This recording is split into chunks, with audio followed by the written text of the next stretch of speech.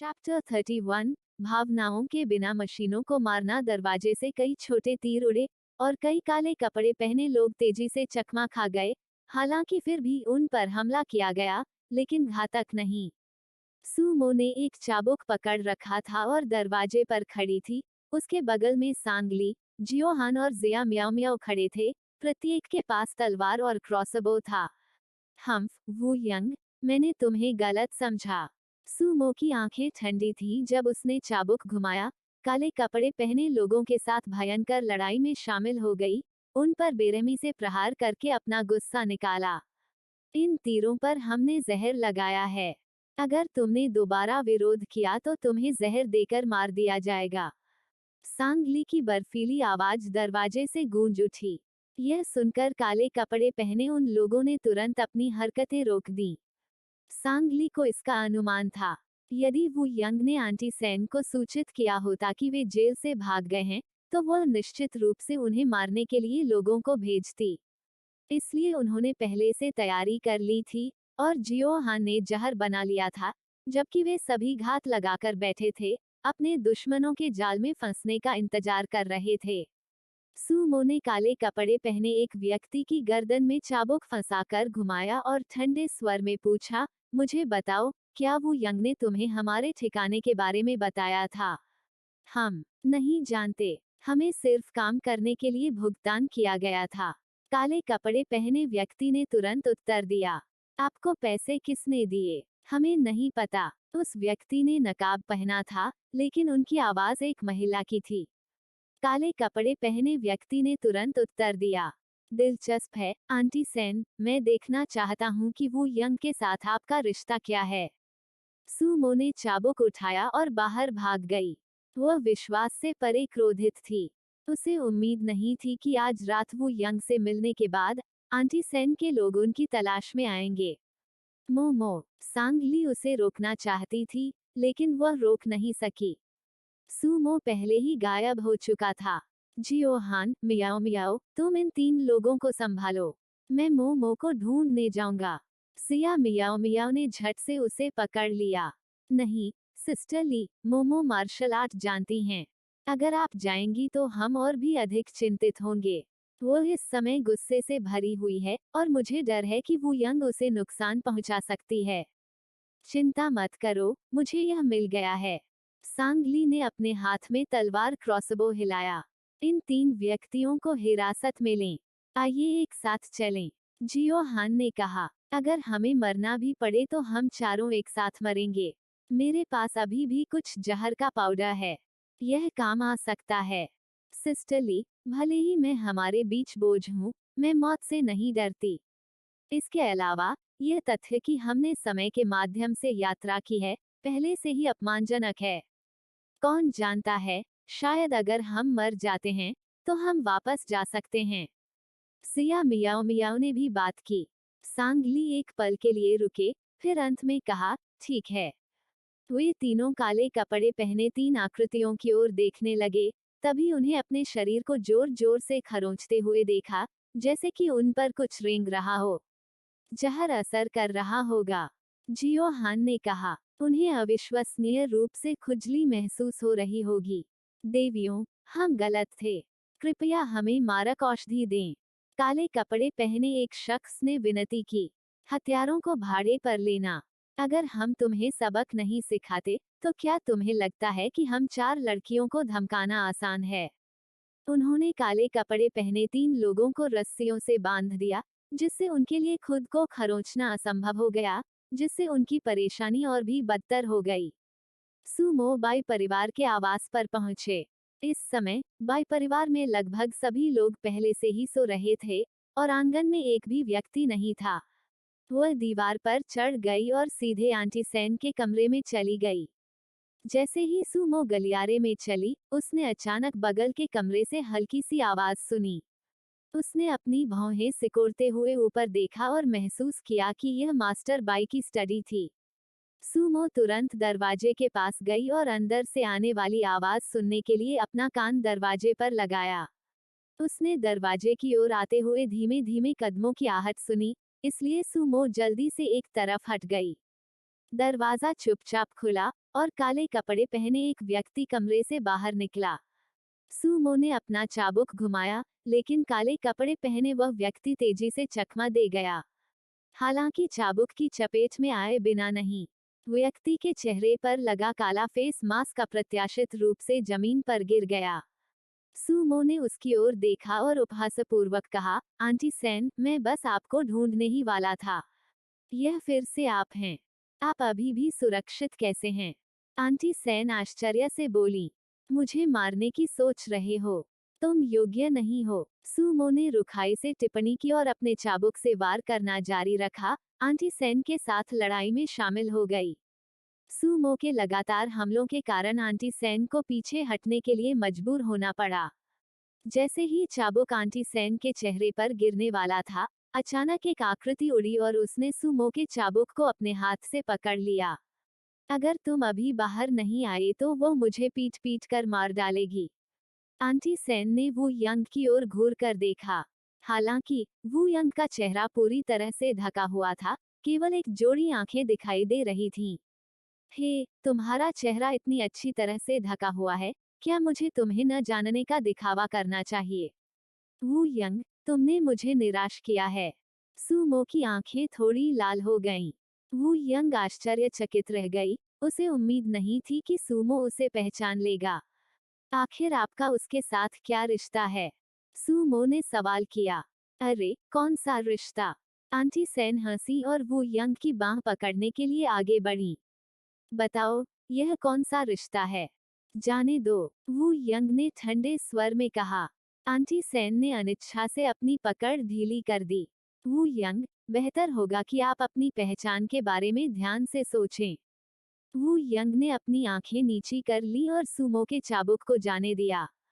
Sumo ने नम आंखों से कहा, तो वे 3 लोग जो आज मुझे मारने आए थे, वे आपके आदेश पर काम कर रहे थे, है ना? वू यंग ने अपनी भौहें सिकोड़ ली और आंटी सेन की ओर देखा, जिन्होंने बेचैनी से अपनी निगाहें घुमा लीं। चूंकि हमने पहले ही खजाने का नक्शा प्राप्त कर लिया है, अगर हम अभी नहीं गए तो बाई परिवार हमें खोज लेगा। आंटी सेन ने विषय बदल दिया। क्या आपको लगता है कि यह महज एक संयोग था कि आप इतनी आसानी से अध्ययन में प्रवेश कर पाए? आंगन के बाहर से बाई यूनहान की आवाज आई। उन सभी ने अपना सिर घुमाया और देखा कि बाई यूहान लोगों के एक समूह का नेतृत्व कर रही थी। हाथों में मशाले लिए हुए वह दृश्य में प्रवेश कर रही थी। सांगली, जिया मियाओ मियाओ और जियो हान ने बाई यूनहान का अनुसरण किया। सूमो, क्या तुम ठीक हो? सांगली ने चिंतित होकर पूछा। सूमो आगे बढ़ी, उसकी आवाज कुछ टूटी हुई थी। सिस्टर ली, मैं ठीक हूँ।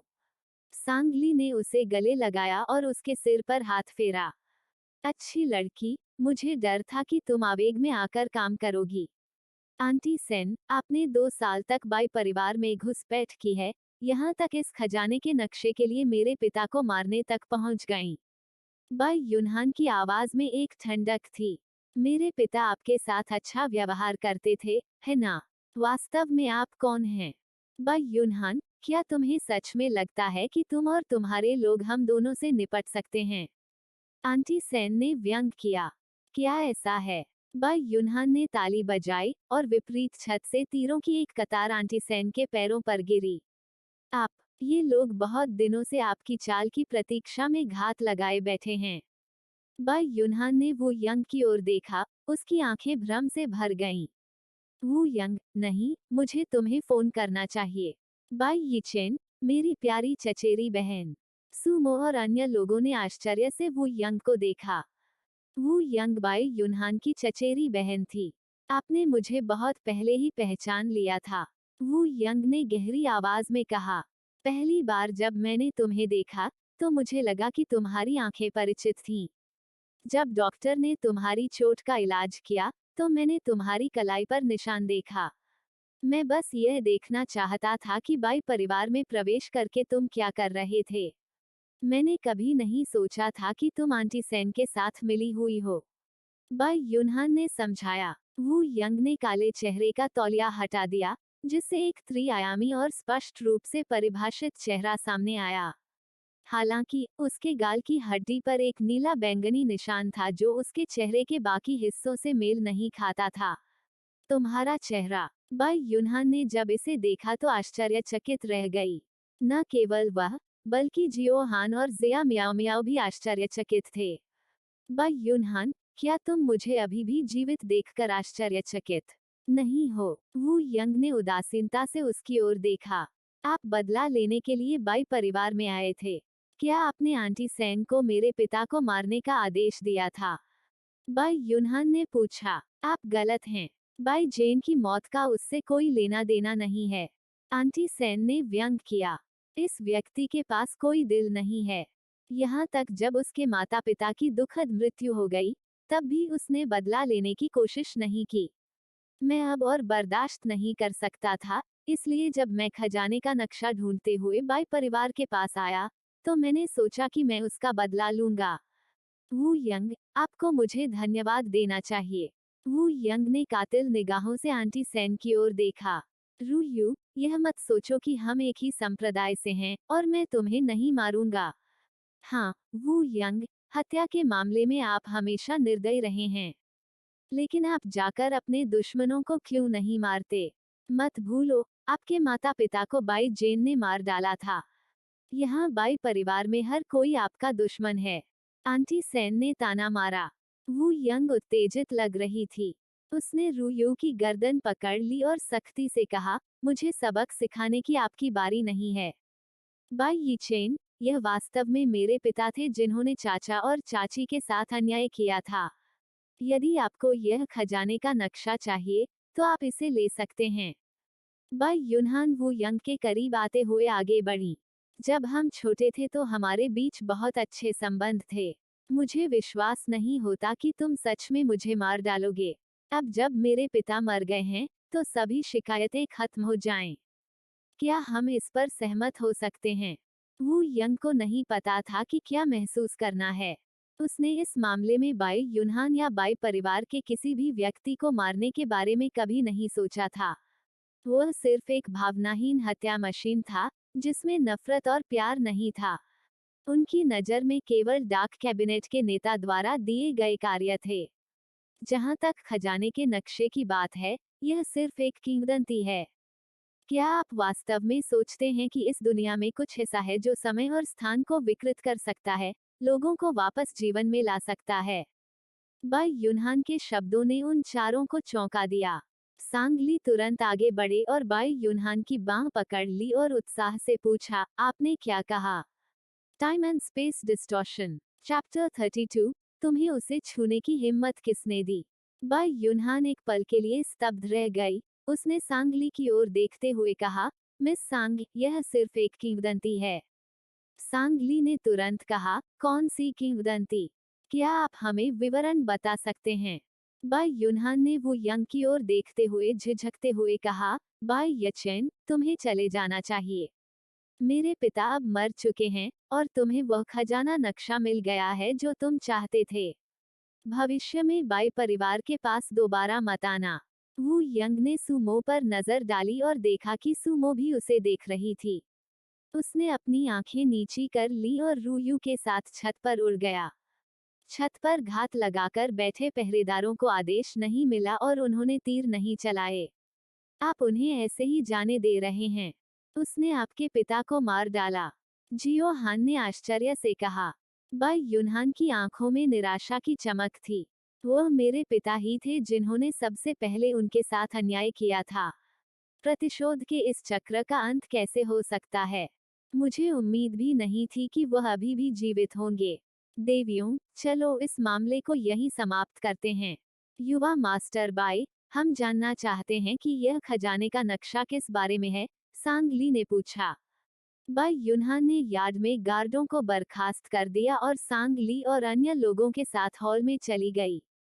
यह सिर्फ एक किंवदंती है। मेरे पिता ने जो खजाने का नक्शा प्राप्त किया था वह पूरा भी नहीं था। ऐसा कहा जाता है कि कुल मिलाकर 4 टुकड़े हैं, और जब चारों टुकड़े मिल जाते हैं तो ही वह असली खजाने का नक्शा होता है। किंवदंती है कि यह वास्तविक खजाने की ओर नहीं ले जाता है, बल्कि एक स्वर्गीय पुस्तक है। ऐसा कहा जाता है कि यह स्वर्गीय पुस्तक समय और स्थान को उलट सकती है और मृतकों को वापस जीवन में ला सकती है, लेकिन किसी ने भी इसे वास्तव में नहीं देखा है। लड़कियां एक दूसरे की ओर देखने लगी, क्या यह सचमुच एक किताब है? कौन जानता है, यह सिर्फ एक किंवदंती है। दुनिया में ऐसा कुछ कहाँ है जो मृतकों को वापस जीवन में ला सकता है? लेकिन यह वह किंवदंती थी जिसने जियांगू में हंगामा मचा दिया था। कई लोग इस स्वर्गीय पुस्तक को खोजने के लिए खजाने के नक्शे की तलाश में थे।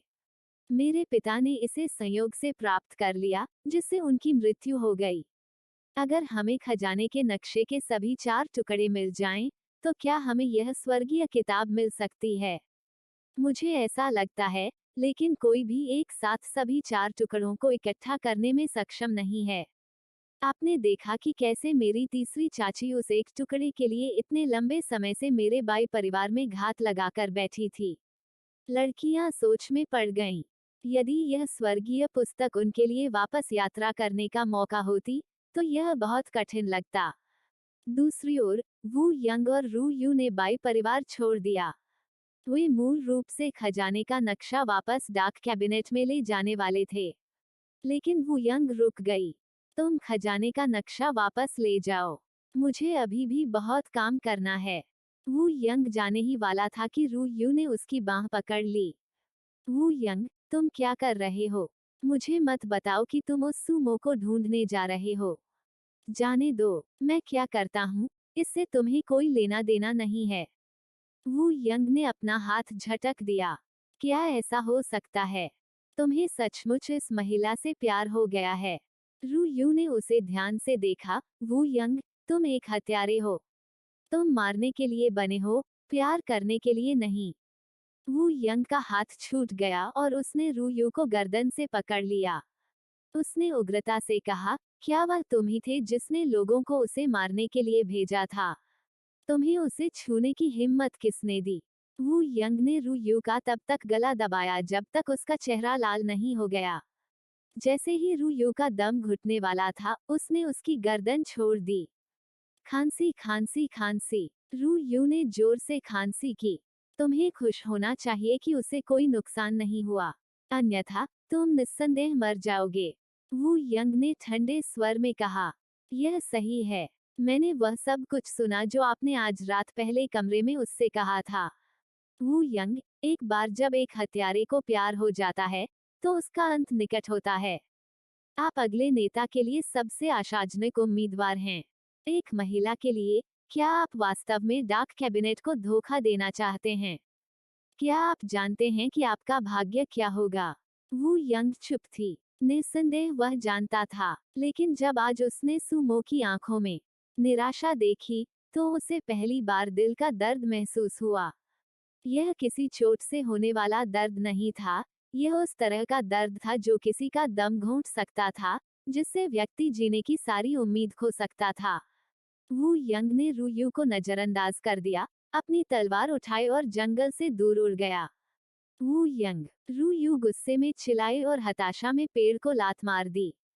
जब चारों बहनें वेंज पवेलियन लौटी, तो सुबह हो चुकी थी। जिन 3 काले कपड़ों वाले लोगों को उन्होंने बांधा था वे जमीन पर बेहोश हो गए थे। जियो हान ने उन्हें जगाने के लिए सीधे उन पर ठंडे पानी की बाल्टी छिड़की। महिलाओं, हमारी जान बख्श दो। हम अब और हिम्मत नहीं करेंगे। पुरुष विलाप करने लगे। जियो हान आगे बढ़ी और उनमें से प्रत्येक के मुंह में एक गोली डाल दी। मिस, हम वास्तव में अपनी गलतियां जानते हैं। यह गोली, आपको समय समय पर मारक औषधि की आवश्यकता होगी। आप बेहतर व्यवहार करेंगे, अन्यथा आपको पता नहीं चलेगा कि आपकी मृत्यु कैसे हुई। हम आज्ञा मानेंगे, हमें आज्ञा माननी होगी। पुरुषों ने तुरंत सिर हिलाया। उन्हें ऐसा महसूस हुआ जैसे उनके पूरे शरीर पर तीव्र खुजली की असहनीय अनुभूति, लेकिन उसे खरोंचने में सक्षम न होने की तुलना में मृत्यु बेहतर थी। जियो हान ने उनके चारों ओर की रस्सियां खोल दी। दफा हो जाओ। वे लोग घबराहट में लुढ़कते और रेंगते हुए बाहर निकल गए। सांगली पास आया और पूछा, जियो हान, क्या तुमने सचमुच उन्हें जहर दिया था? बिल्कुल नहीं, मैं उन्हें डरा रही थी। सुमो बिना किसी भाव के अंदर चली गई, सीधे बिस्तर पर चली गई और बिना कुछ बोले अंदर चली गई। तीनों लड़कियों ने एक दूसरे की ओर देखा। सुमो शायद दिल टूटने की स्थिति में है। सिया मियाओ मियाओ ने धीरे से कहा, उसे ठीक होने के लिए शायद कुछ समय चाहिए। यह इतना गंभीर नहीं हो सकता है ना। यह सिर्फ एक आदमी है।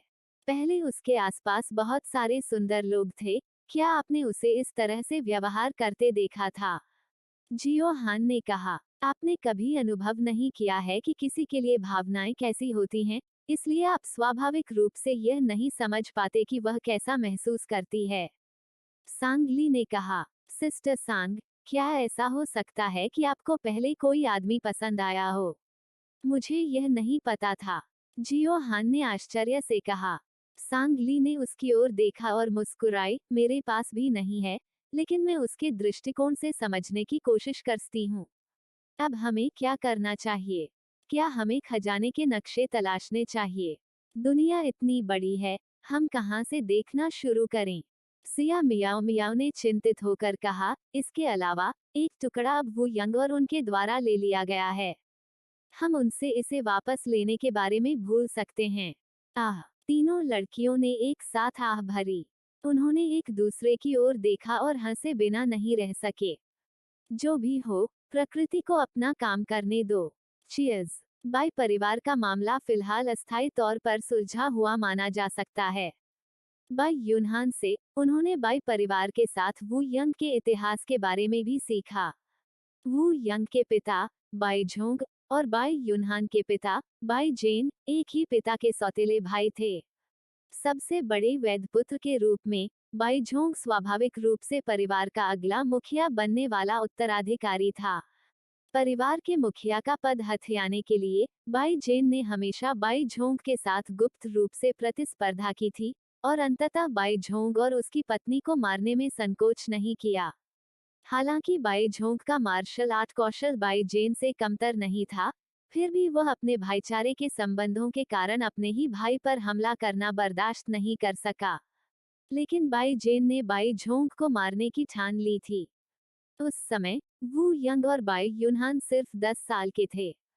दोनों बचपन के सबसे अच्छे दोस्त थे और उन्हें अपने माता पिता के बीच की भयावह साजिशों और शिकायतों के बारे में नहीं पता था।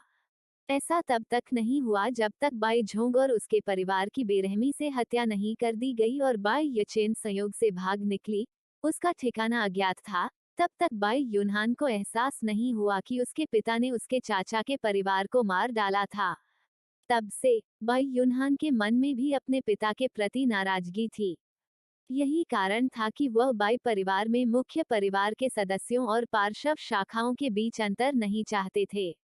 भयावह अंतर कलह परिवार को नष्ट करने के लिए पर्याप्त थी। चैप्टर 33। क्या आप शतरंज कक्ष खोलने में रुचि रखते हैं? पिछले कुछ दिनों से सुमो लगभग हर समय बिस्तर पर ही लेटी रहती है, ज्यादातर सोती रहती है और बहुत कम खाती है। यहाँ तक जब जिया मियाओ मियाओ ने बहुत सारी मिर्च और मिर्च की चटनी बनाई, तब भी उसे कोई भूख नहीं थी। सभी ने उसे कितना भी सांत्वना देने की कोशिश की, लेकिन वह पूरी तरह से निराश लग रही थी। हालांकि उसने अपने साथ लाए मिर्च के बर्तन की अच्छी देखभाल की। बाई यूनहान ने वांगफू को बाई परिवार के व्यवसाय को प्रबंधित करने में मदद करना भी शुरू कर दिया है। सांगली और अन्य लोग वेंज पवेलियन में रह रहे हैं और बाई परिवार में वापस नहीं लौटे हैं। लेकिन हाल ही में बाई यूनेक्सन और ली वेनेक्सुआन के बारे में सड़क पर अफवाहें उड़ी हैं। सड़क पर अफवाहें सुनने के बाद बाई यूनेक्सन तुरंत वेंज पवेलियन चली गईं। जैसे ही वह आंगन में दाखिल हुई, उसने देखा कि वे तीनों बाहर एक मेज पर बैठे हैं, ताश खेल रहे हैं और इत्मीनान से चाय पी रहे हैं। बाई यूनिक्सन का गुस्सा बढ़ गया और वह तुरंत चली गई और मेज को गिरा दिया, जिससे ताश के पत्ते पूरे मैदान में बिखर गए, जिससे वे तीनों चौंक गए। आप सबका क्या मतलब है? मैंने आपको इतना पैसा दिया है और आप इस तरह रहस्य छिपाते हैं, उसने चिल्लाकर कहा। क्या? सांगली अभी भी थोड़ा भ्रमित था। बाई यूनिक्सन ने गुस्से में कहा, मैंने आप लोगों को छोड़कर अपने और ली वेनिक्सुआन के बारे में किसी को नहीं बताया है। तुम्हारा क्या चेहरा है?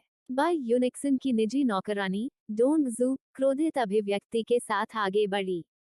बिल्कुल, अब जब मास्टर बाई के साथ मामला सुलझ गया है, तो आप अभी भी बाई परिवार में क्यों रह रही हैं?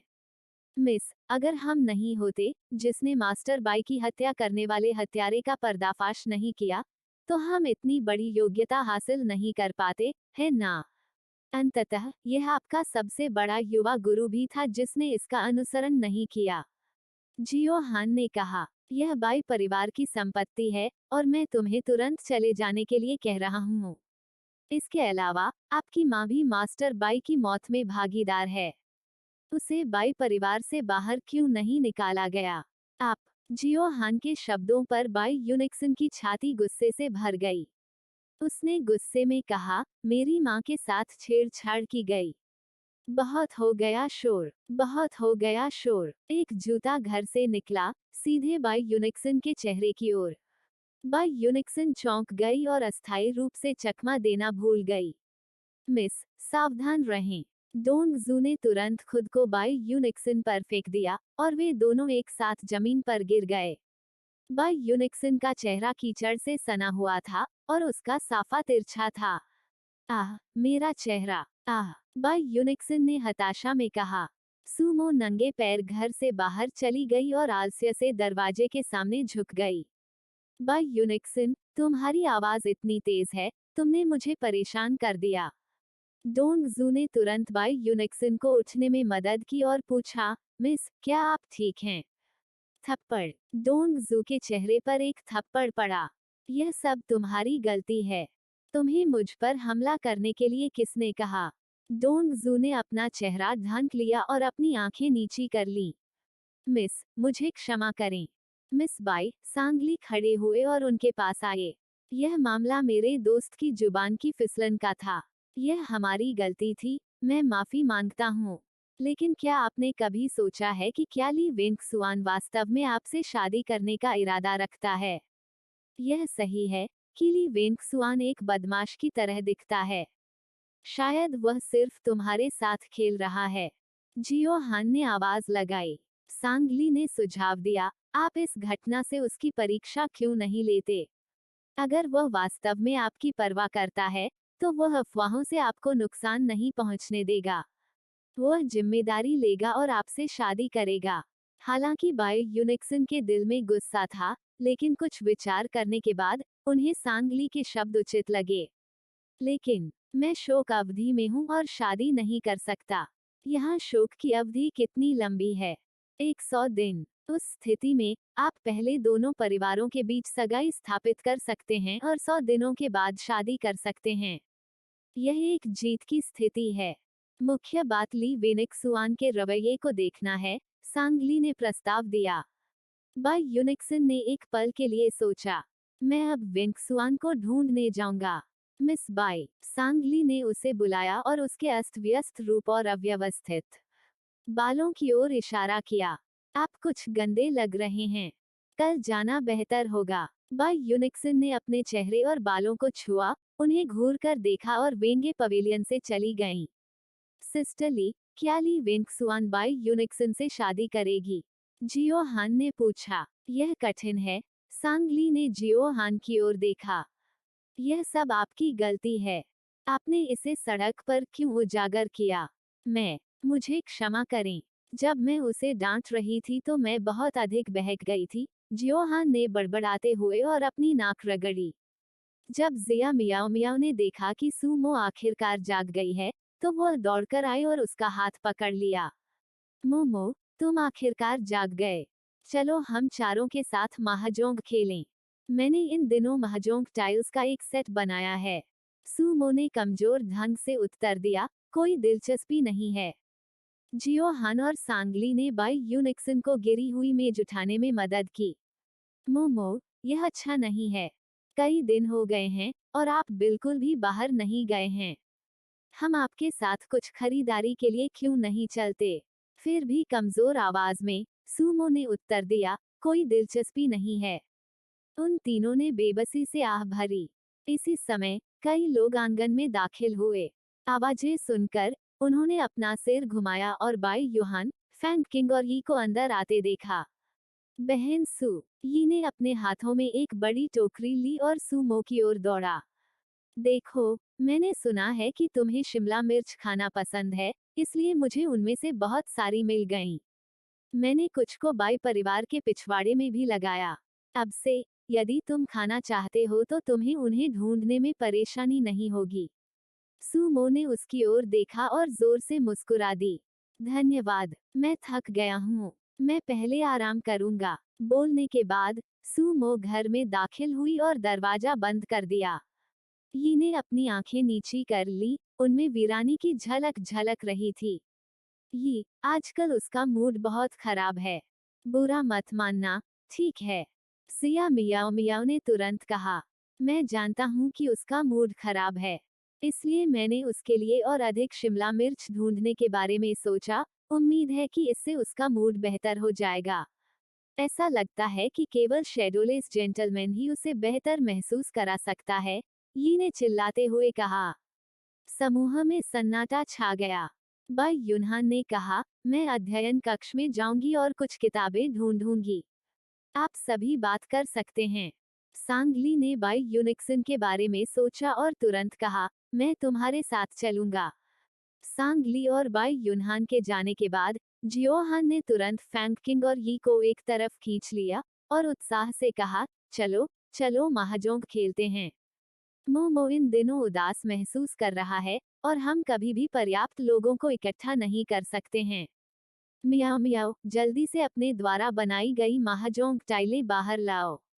ओह ठीक है। सिया मियाओ मियाओ महाजोंग टाइल्स को पुनः प्राप्त करने के लिए अंदर गई। महाजोंग क्या है? फैंग किंग पूछने के अलावा कुछ नहीं कर सका। जियो हान उसे देखकर रहस्यमय तरीके से मुस्कुराया। निश्चित रूप से यह एक बहुत ही मजेदार खेल है। जियो हान की अभिव्यक्ति देखकर फैंग किंग ने उसकी जेब को छुआ और थोड़ा असहज महसूस किया। वह पहली बार किसी लड़की को उपहार देने की योजना बना रहा था, इसलिए वह थोड़ा घबराया हुआ था। बाई युनहान का अध्ययन बहुत बड़ा था, यहाँ तक कि बाई परिवार के अध्ययन से भी बड़ा। यह संभवतः 2 कमरों के संयुक्त आकार का था। बाई गोनगजी, आप किस तरह की किताबें ढूंढ रही हैं? मैं उन्हें ढूंढने में आपकी मदद कर सकता हूँ, सांगली ने कहा। ओह, मैं व्यवसाय के बारे में कुछ किताबें ढूंढना और उनसे सीखना चाहता हूँ। हाल ही में बाई परिवार के व्यवसाय के कारण बाई युनहान काफी दबाव में थी। सांगली बुकशेल्फ के पास पहुंचे और खोजना शुरू कर दिया। उसने बाई युनहान की ओर देखा और लापरवाही से पूछा, बाई गोनगजी, हाल ही में ली परिवार के साथ आपके रिश्ते कैसे हैं? क्या वे आपके व्यवसाय के लिए कोई परेशानी पैदा कर रहे हैं? बाई युनहान ने आह भरते हुए कहा, उन्होंने कोई परेशानी नहीं पैदा की है, लेकिन मेरे पिता की मृत्यु के बाद बाई फैमिली मनी हाउस में रखा सारा पैसा निकाल लिया गया और ली परिवार के मनी हाउस में जमा कर दिया गया। क्या ऐसा इसलिए है क्योंकि ली परिवार अफवाहें फैला रहा है कि आप व्यवसाय में अच्छे नहीं हैं, जिसके कारण इन ग्राहकों को नुकसान हुआ है? बाई युनहान ने सिर हिलाया। ऐसा ही प्रतीत होता है। मैं वास्तव में बहुत कुशल नहीं हूँ। बाई परिवार का लैंड सिटी में कौन सा व्यवसाय है? हमारे पास एक मनी हाउस, एक गिरवी की दुकान, एक वाइनरी और एक जुआ हॉल है। सांगली ने एक पल के लिए सोचा और पूछा, आपका मनी हाउस जमा पर कितना ब्याज देता है? बाई युनहान ने सांगली के सवाल को पूरी तरह से न समझते हुए अपनी भौहें सिकोड़ ली। आपका क्या मतलब है? जब कोई आपके मनी हाउस में पैसा जमा करता है, तो आपको उन्हें सालाना कितना भुगतान करना होगा? बाई युनहान ने बताया, मुझे पूरा यकीन नहीं है। जो लोग हमारे मनी हाउस में पैसा जमा करते हैं, उन्हें हमें नियमित रूप से हिरासत शुल्क का भुगतान करना पड़ता है। मैं समझ गया। बात यह है, सांगली को अचानक समझ आ गया। यहाँ का मनी हाउस बैंक से अलग था।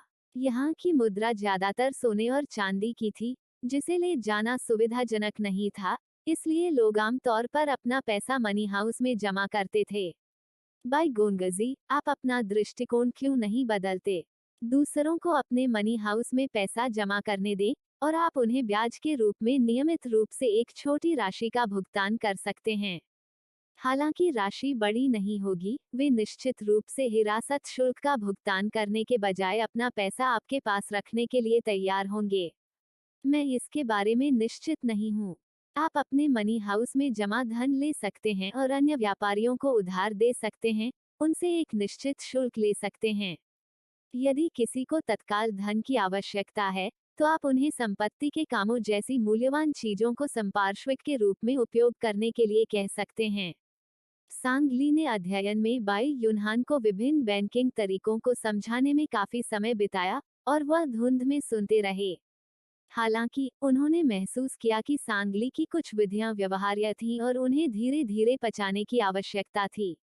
सांगगु नियांग, आपका स्पष्टीकरण सुनने के बाद मेरे लिए सब कुछ अचानक स्पष्ट हो गया। धन्यवाद, आपका स्वागत है। सांगली मुस्कुराए और अचानक एक विचार आया। बाई युनहान, मुझे आश्चर्य है कि क्या आप एक मनोरंजन शतरंज और कार्ड रूम खोलने में रुचि रखते हैं। बाई युनहान कुछ हैरान थी। An entertainment chess and card room. Sangli ने उसे संक्षेप में समझाया। ठीक है, इसके लिए आपके निवेश की आवश्यकता होगी और मैं और मेरी 3 बहनें इसे संचालित करने में आपकी मदद करेंगे। जहां तक का सवाल है, हम उन्हें विभाजित कर सकते हैं। 60-40 का विभाजन कैसा रहेगा? या आप हमें पहले कुछ पैसे उधार दे सकते हैं और जब हम लाभ कमाएंगे तो हम आपको वापस भुगतान करेंगे। लेकिन मुझे लगता है कि शेयरधारक बनना आपके लिए अधिक फायदेमंद होगा। बाई युनहान ने कुछ अनिर्णित होकर सुना और पूछा, तो आपको मोटे तौर पर कितने पैसे की आवश्यकता है? ठीक है, जब मैं वापस जाऊंगी तो मैं मियाओ मियाओ से पूछूंगी और उसे एक योजना के बारे में बीटोगी। तब मैं इसे तुम्हें दिखाऊंगी। बाई युनहान एक पल के लिए झिझका और जवाब दिया, ठीक है। उन दोनों ने अध्ययन में कुछ देर बात की और बाई युहान ने कुछ किताबें निकाली। मिस सांग, मैं आज आपकी मदद के लिए वास्तव में आभारी हूँ। जैसे ही वे आंगन में गए, उन्होंने 4 लोगों को महाजोंग खेलते देखा।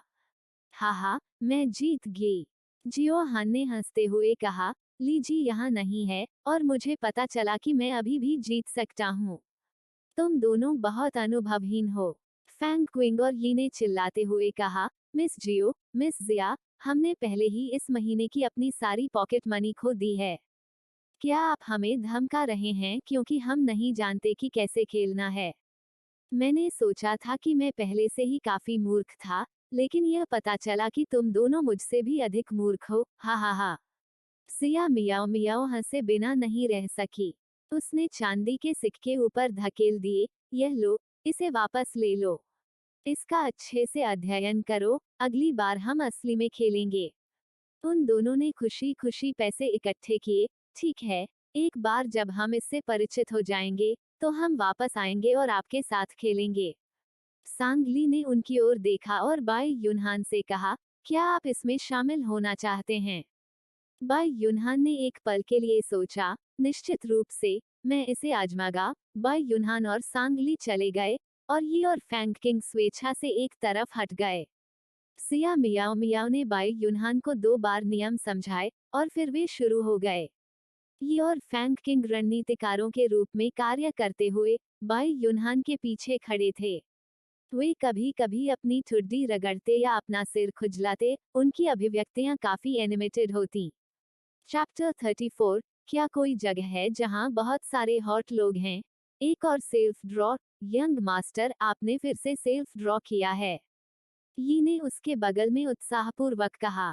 बिल्कुल नहीं। जियो हान ने बाई युनहान की टाइल्स को देखा। क्या आप वाकई निश्चित हैं कि आप एक नौसिखिया हैं? उन्होंने कुल 4 राउंड खेले थे और बाई युनहान ने 3 बार सेल्फ ड्रॉ खेला था। मैं शायद सचमुच भाग्यशाली हूँ। बाई युनहान मुस्कुराई। सांगली ने उसकी ओर देखा। भाग्य एक बात है, लेकिन तुम इस खेल में वास्तव में अच्छे हो। कई बार जब किसी और ने ऐसी टाइल खींची जो जीत सकती थी, तो बाई युनहान ने उससे जीत हासिल नहीं की, बल्कि स्वयं ड्रॉ करने की प्रतीक्षा की। आह, हम सभी इंसान हैं, तो इतना बड़ा अंतर क्यों है? फैंग क्विंग ने अपना सिर खुजाया। सही है, भाई फैंग और मैं क्यों हारते रहते हैं? क्या हम सचमुच इतने मूर्ख हो सकते हैं? ये भी थोड़ा भ्रमित था। बाई युनहान उठ खड़ी हुई। देर हो रही है, मुझे पहले बाई परिवार में वापस जाना चाहिए। चलो किसी और दिन फिर से खेलते हैं। ठीक है। सांगली को पता था कि वो हाल ही में बाई परिवार के व्यवसाय में व्यस्त था और उसके पास मुश्किल से ही खाली समय था। समूह ने उसे आंगन से बाहर देखा, लेकिन फैंग क्विंग जियोहान को देखता रहा। ऐसा लग रहा था जैसे वो कुछ कहना चाहता था लेकिन कह नहीं सका। भाई फैंग, यदि आप अपना उपहार जल्द ही नहीं देते हैं, तो आप अपना मौका चूक जाएंगे। यी ने उसके कान में फुसफुसाया। फैंग क्विंग ने उन्हें घेर लिया और चिल्लाने लगे, न जाने कैसे बोलें। उन्हें जाते हुए देखकर फैंग क्विंग तुरंत पीछे भागा और जियो हान को पकड़ लिया जो आंगन में वापस जाने के लिए मुड़ रहा था। मिस जियो, मुझे आपसे कुछ चर्चा करनी है। जियो हान ने उत्सुकता से उसकी ओर देखा। यह क्या है? क्या हम बाहर बात कर सकते हैं? जरूर। जियो हान आसानी से उसके साथ आंगन के बाहर एक जगह पर चला गया। क्या हो रहा है? मैं फैंग क्विंग ने अपनी गर्दन खुजाई, समझ नहीं आ रहा था कि इसे कैसे उठाया जाए। उसके अजीब तरीके को देखकर जियोहान मदद नहीं कर सका, लेकिन उसे घृणा से देखते हुए भौहें चढ़ गईं। भाई, तुम अचानक इतने नाजुक क्यों हो गए हो? जियोहान के शब्दों से फैंग किंग का चेहरा लाल हो गया। अयो, तुम क्या कर रहे हो? मुझे मत डराओ। क्या तुमने कोई अजीब दवा या कुछ और लिया? जियो हान ने हैरान होकर उसकी ओर देखा। जियो हान ने अपना हाथ लहराया। क्या आप बहुत विनम्र नहीं हैं? ठीक है, अगर यह बात है, तो मैं वापस जा रहा हूँ। जियो हान जाने ही वाला था। मिस जियो, फैंग क्विंग ने उसे फिर से रोकने के लिए पुकारा। जियो हान ने पीछे मुड़कर देखा तो फैंग किंग ने एक बेहतरीन हेयर पिन पकड़ रखी थी। फैंग किंग का दिल रुक गया था। उसने इसे खरीदने के लिए 1 महीने की मजदूरी खर्च की थी और उसे नहीं पता था कि क्या जियोहान इसे पसंद करेगा। खांसी, खांसी, खांसी।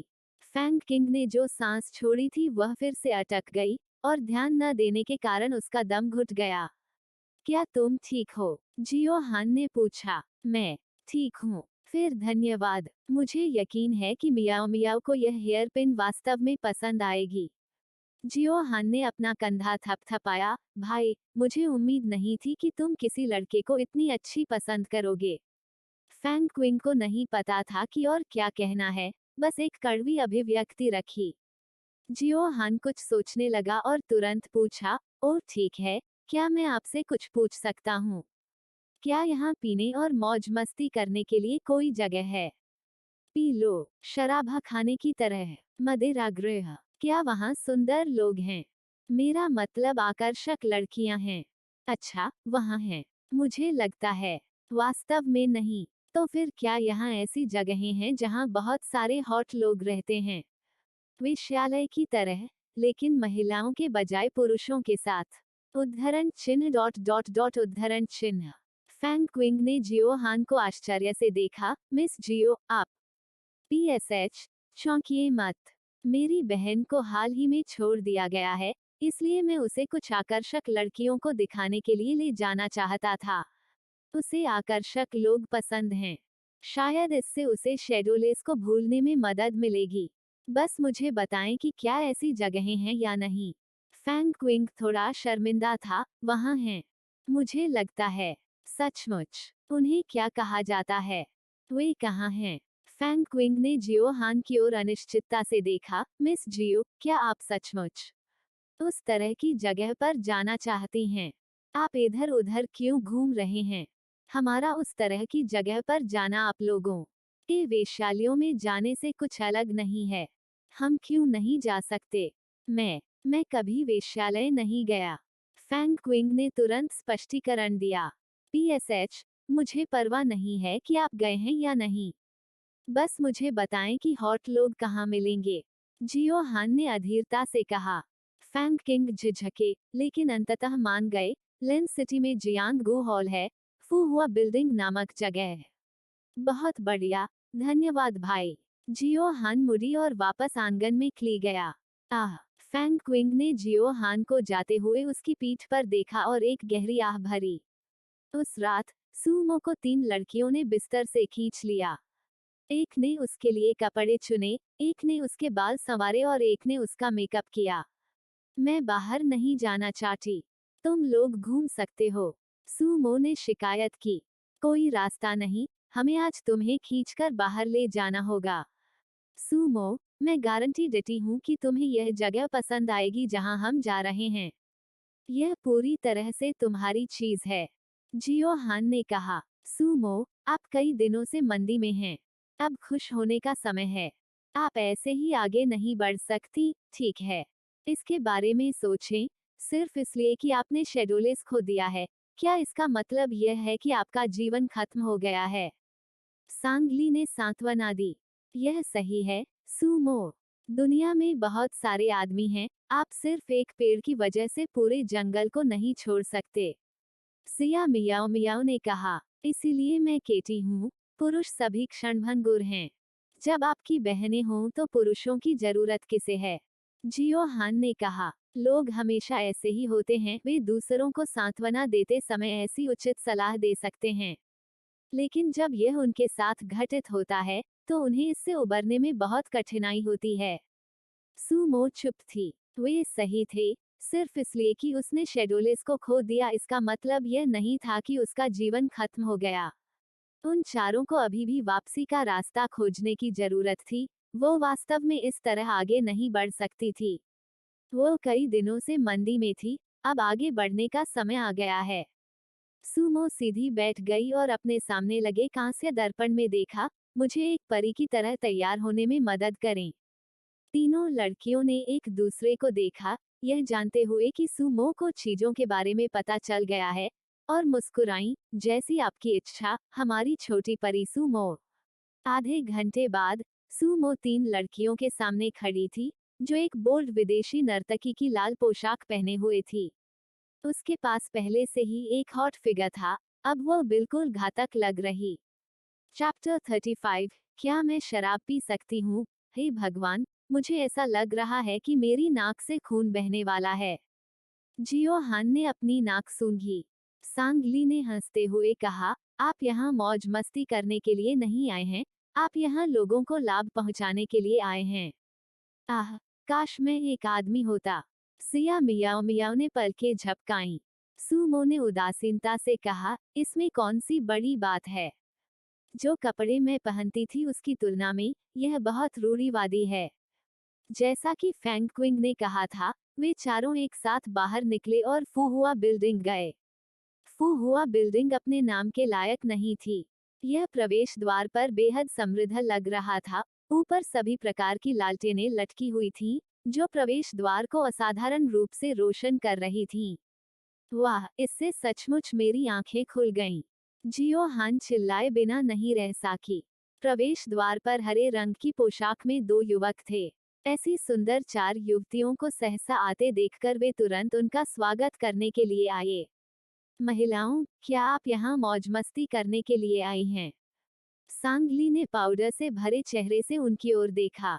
उन्होंने बहुत ही स्त्रियोचित कपड़े पहने थे, लेकिन उन्हें यह स्वीकार करना पड़ा कि उनके चेहरे काफी सुंदर थे। वे कुछ हद तक आधुनिक सुंदर लड़कों से मिलते जुलते थे। मजे करो, मजाक क्यों नहीं? सूमो ने उन्हें देखकर मुस्कुराते हुए कहा, युवा महिला, मेरे लिए अपना सर्वश्रेष्ठ यहाँ ले आओ। इतना कहने के बाद सूमो बड़े कदमों से अंदर चली गई। कुछ राहगीरों ने उनकी ओर इशारा किया और फुसफुसाए, यह किसकी युवती है, ऐसी जगह आने की हिम्मत कर रही है? ठीक है, कौन युवा मास्टर उनसे शादी करने की हिम्मत करेगा?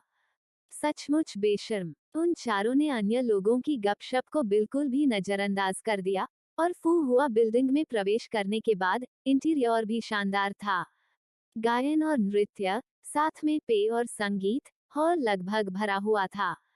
लेकिन ज्यादातर पुरुष थे। जैसे ही वे चारों अंदर आए, सभी की निगाहें उन पर टिक गईं। ऐसी खूबसूरत युवतियों को इस तरह की जगह पर आते देखना दुर्लभ था। उन पुरुष मनोरंजनकर्ताओं की आंखें चमकने लगीं। हॉल में स्टेज पर एक नकाबपोश आदमी सितार बजा रहा था। मधुर सितार ध्वनि कानों के लिए असाधारण रूप से सुखद थी। इस व्यक्ति का जीरो कौशल बहुत अच्छा है। सिया मियाओ मियाओ ने सराहना की। सिया मियाओ मियाओ सभी प्रकार के संगीत वाद्य यंत्रों, शतरंज, सुलेख और पेंटिंग में पारंगत थी, इसलिए वह स्वाभाविक रूप से जानती थी कि उनकी सराहना कैसे करनी है। मिस, यह व्यक्ति ऊपर की मंजिल पर हमारा शीर्ष कार्ड है, जिसका नाम किंग फैंग है। यह सिर्फ इतना है कि वो खुद नहीं बल्कि अपनी कलात्मकता बेचता है और लगभग कभी भी अकेले मेहमानों के साथ नहीं जाता है।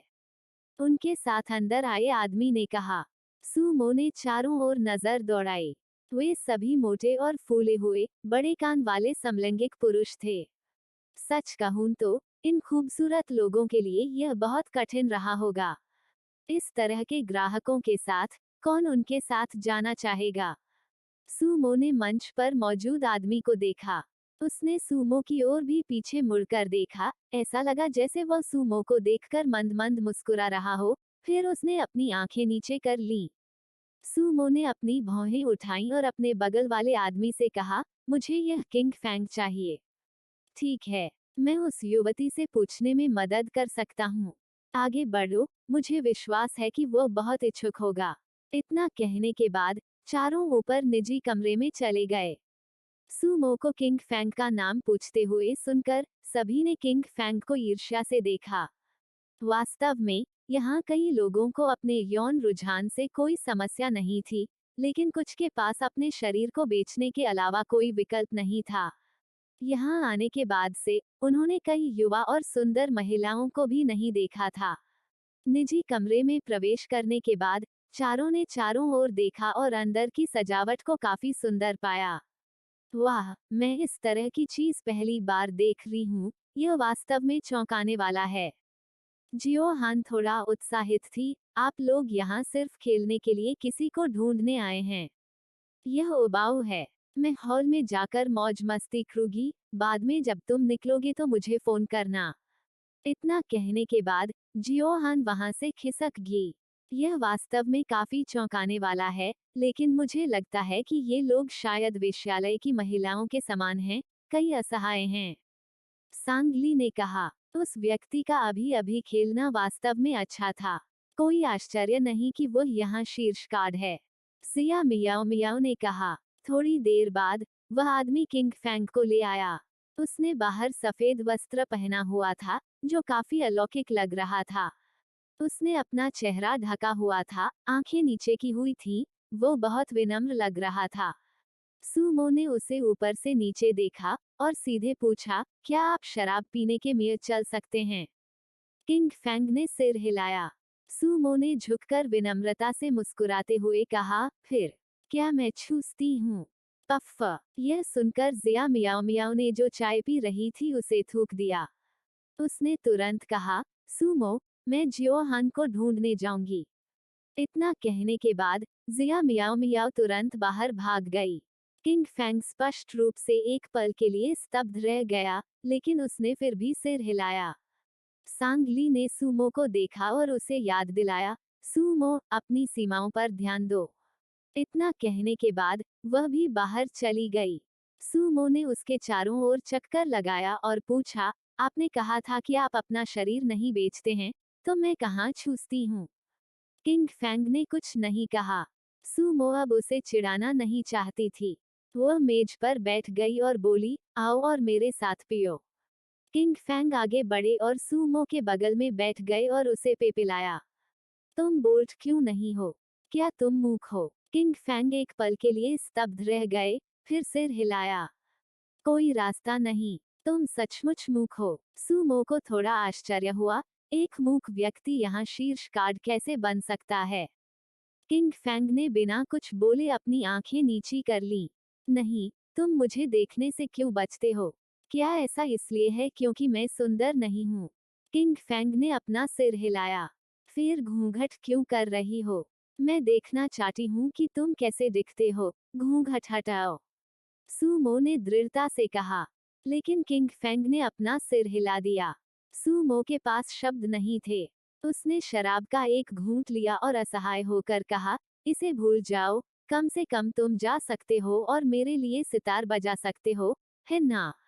किंग फैंग रुका, फिर जिधर चला गया। सुमो ने अपने लिए एक और ड्रिंक पी और बुदबुदाया, टॉप कार्ड।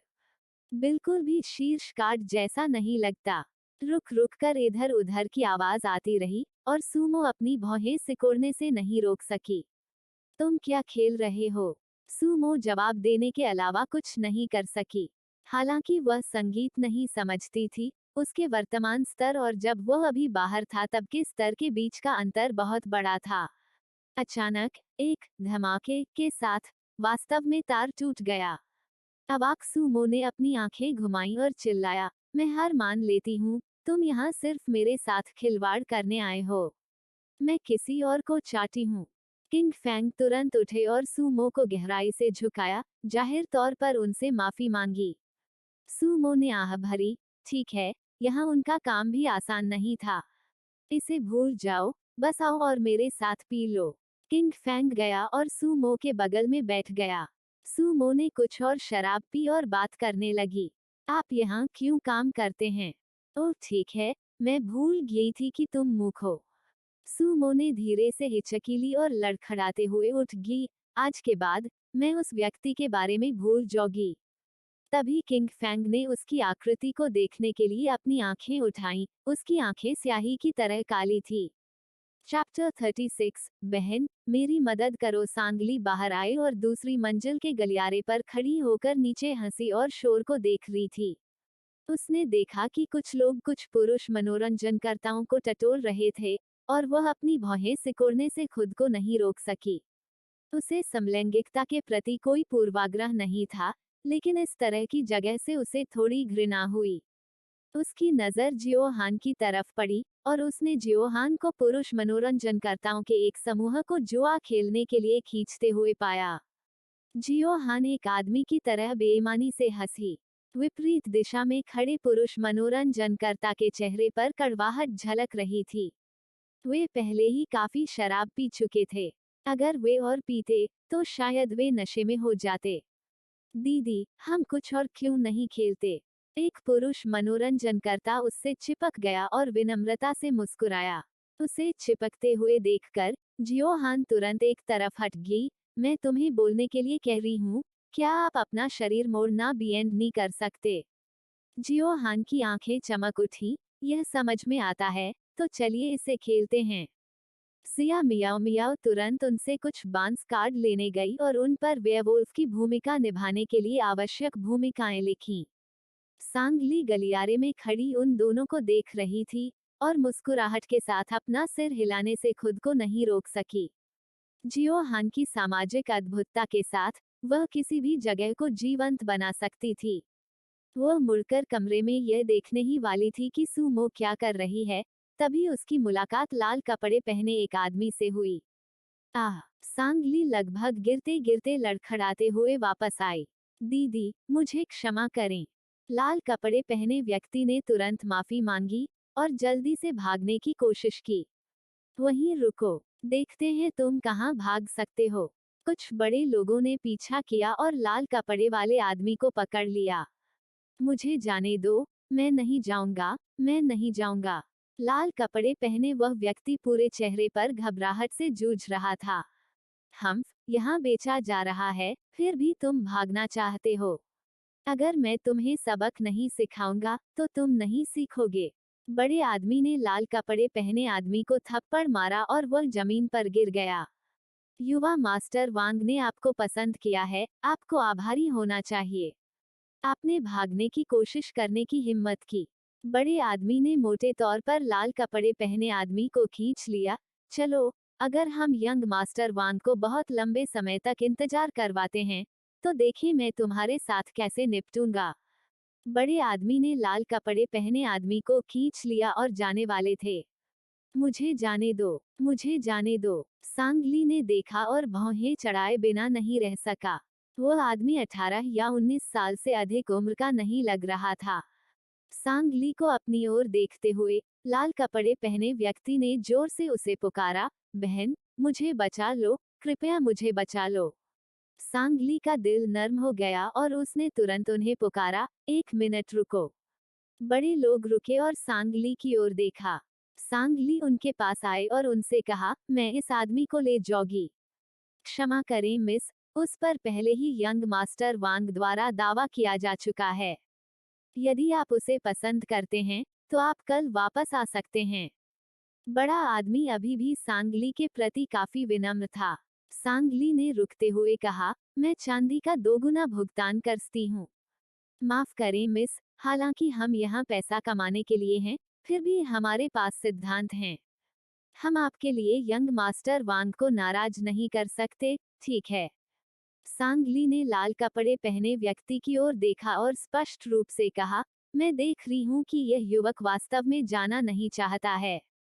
यदि आप उसे मजबूर करेंगे तो इसका उल्टा असर ही होगा। यदि वह युवा मास्टर वांग का विरोध करता है और उसे क्रोधित करता है, तो क्या यह और भी अधिक नुकसानदेह नहीं होगा? यदि आप यंग मास्टर वांग को अस्वीकार करने का कोई विश्वसनीय बहाना ढूंढ ले तो बेहतर होगा।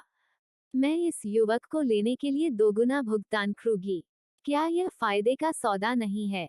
बड़े लोगों ने झिझकते हुए सोचा कि सांगली की बात सही है। सांगली ने लाल आंखों वाले आदमी की ओर देखा, क्या आप मेरे साथ चलने को तैयार हैं? बड़े आदमी चले जाते हैं। लाल कपड़े पहने व्यक्ति ने तुरंत सांगली को प्रणाम किया, धन्यवाद बहन। सांगली ने उसके चेहरे की ओर देखा, जो पहले बड़े आदमी के थप्पड़ से अभी भी लाल था। उसका चेहरा छोटा था, उसकी दाहिनी आंख पर चोटियां लगी हुई थीं। उस पर लाल कपड़े थोड़े दुष्ट लग रहे थे, लेकिन उसका चेहरा बहुत मासूम लग रहा था। तुम्हारा नाम क्या है? आपकी उम्र कितनी है? सांगली ने पूछा। दीदी, मेरा नाम गुजी है। जहाँ तक मेरी उम्र का सवाल है, मैं नहीं जानता। गुजी ने अपना सिर नीचे कर लिया। सांगली आश्चर्यचकित थी, तुम्हें अपनी उम्र भी नहीं पता? मेरे पास ज्यादा यादें नहीं हैं। मैं सिर्फ इतना जानता हूँ कि मेरा नाम गुजी है। उसके बाद से उसे नहीं देखा। बाद में मुझे एहसास हुआ कि उसने मुझे यहाँ बेच दिया है। यहाँ के लोग घृणित हैं। उन्होंने मुझसे पुरुषों के साथ जाने पर जोर दिया। मैं तैयार नहीं थी, इसलिए उन्होंने मुझे पीटा। गुजी व्यथित लग रहा था, जैसे कि उसे भारी अपमान सहना पड़ा हो। उसने सांगली की बांह पकड़कर विनती की, बहन, मैं आपसे विनती करता हूँ, कृपया मुझे बचा लीजिए। मैं यहाँ नहीं रहना चाहता। सांगली ने उसके हाथ की ओर देखा। उसकी उंगलियां पतली, अलग अलग पो वाली, गोरी और नाजुक थीं। उसे उससे सहानुभूति थी, लेकिन उसकी आजादी वापस खरीदने के लिए शायद बहुत बड़ी कीमत चुकानी पड़ेगी, है ना? वे अब लगभग हर चीज के लिए बाई युनहान के पैसे का उपयोग कर रहे थे। वे उससे पैसे नहीं मांग सकते थे, क्या वे ऐसा कर सकते थे?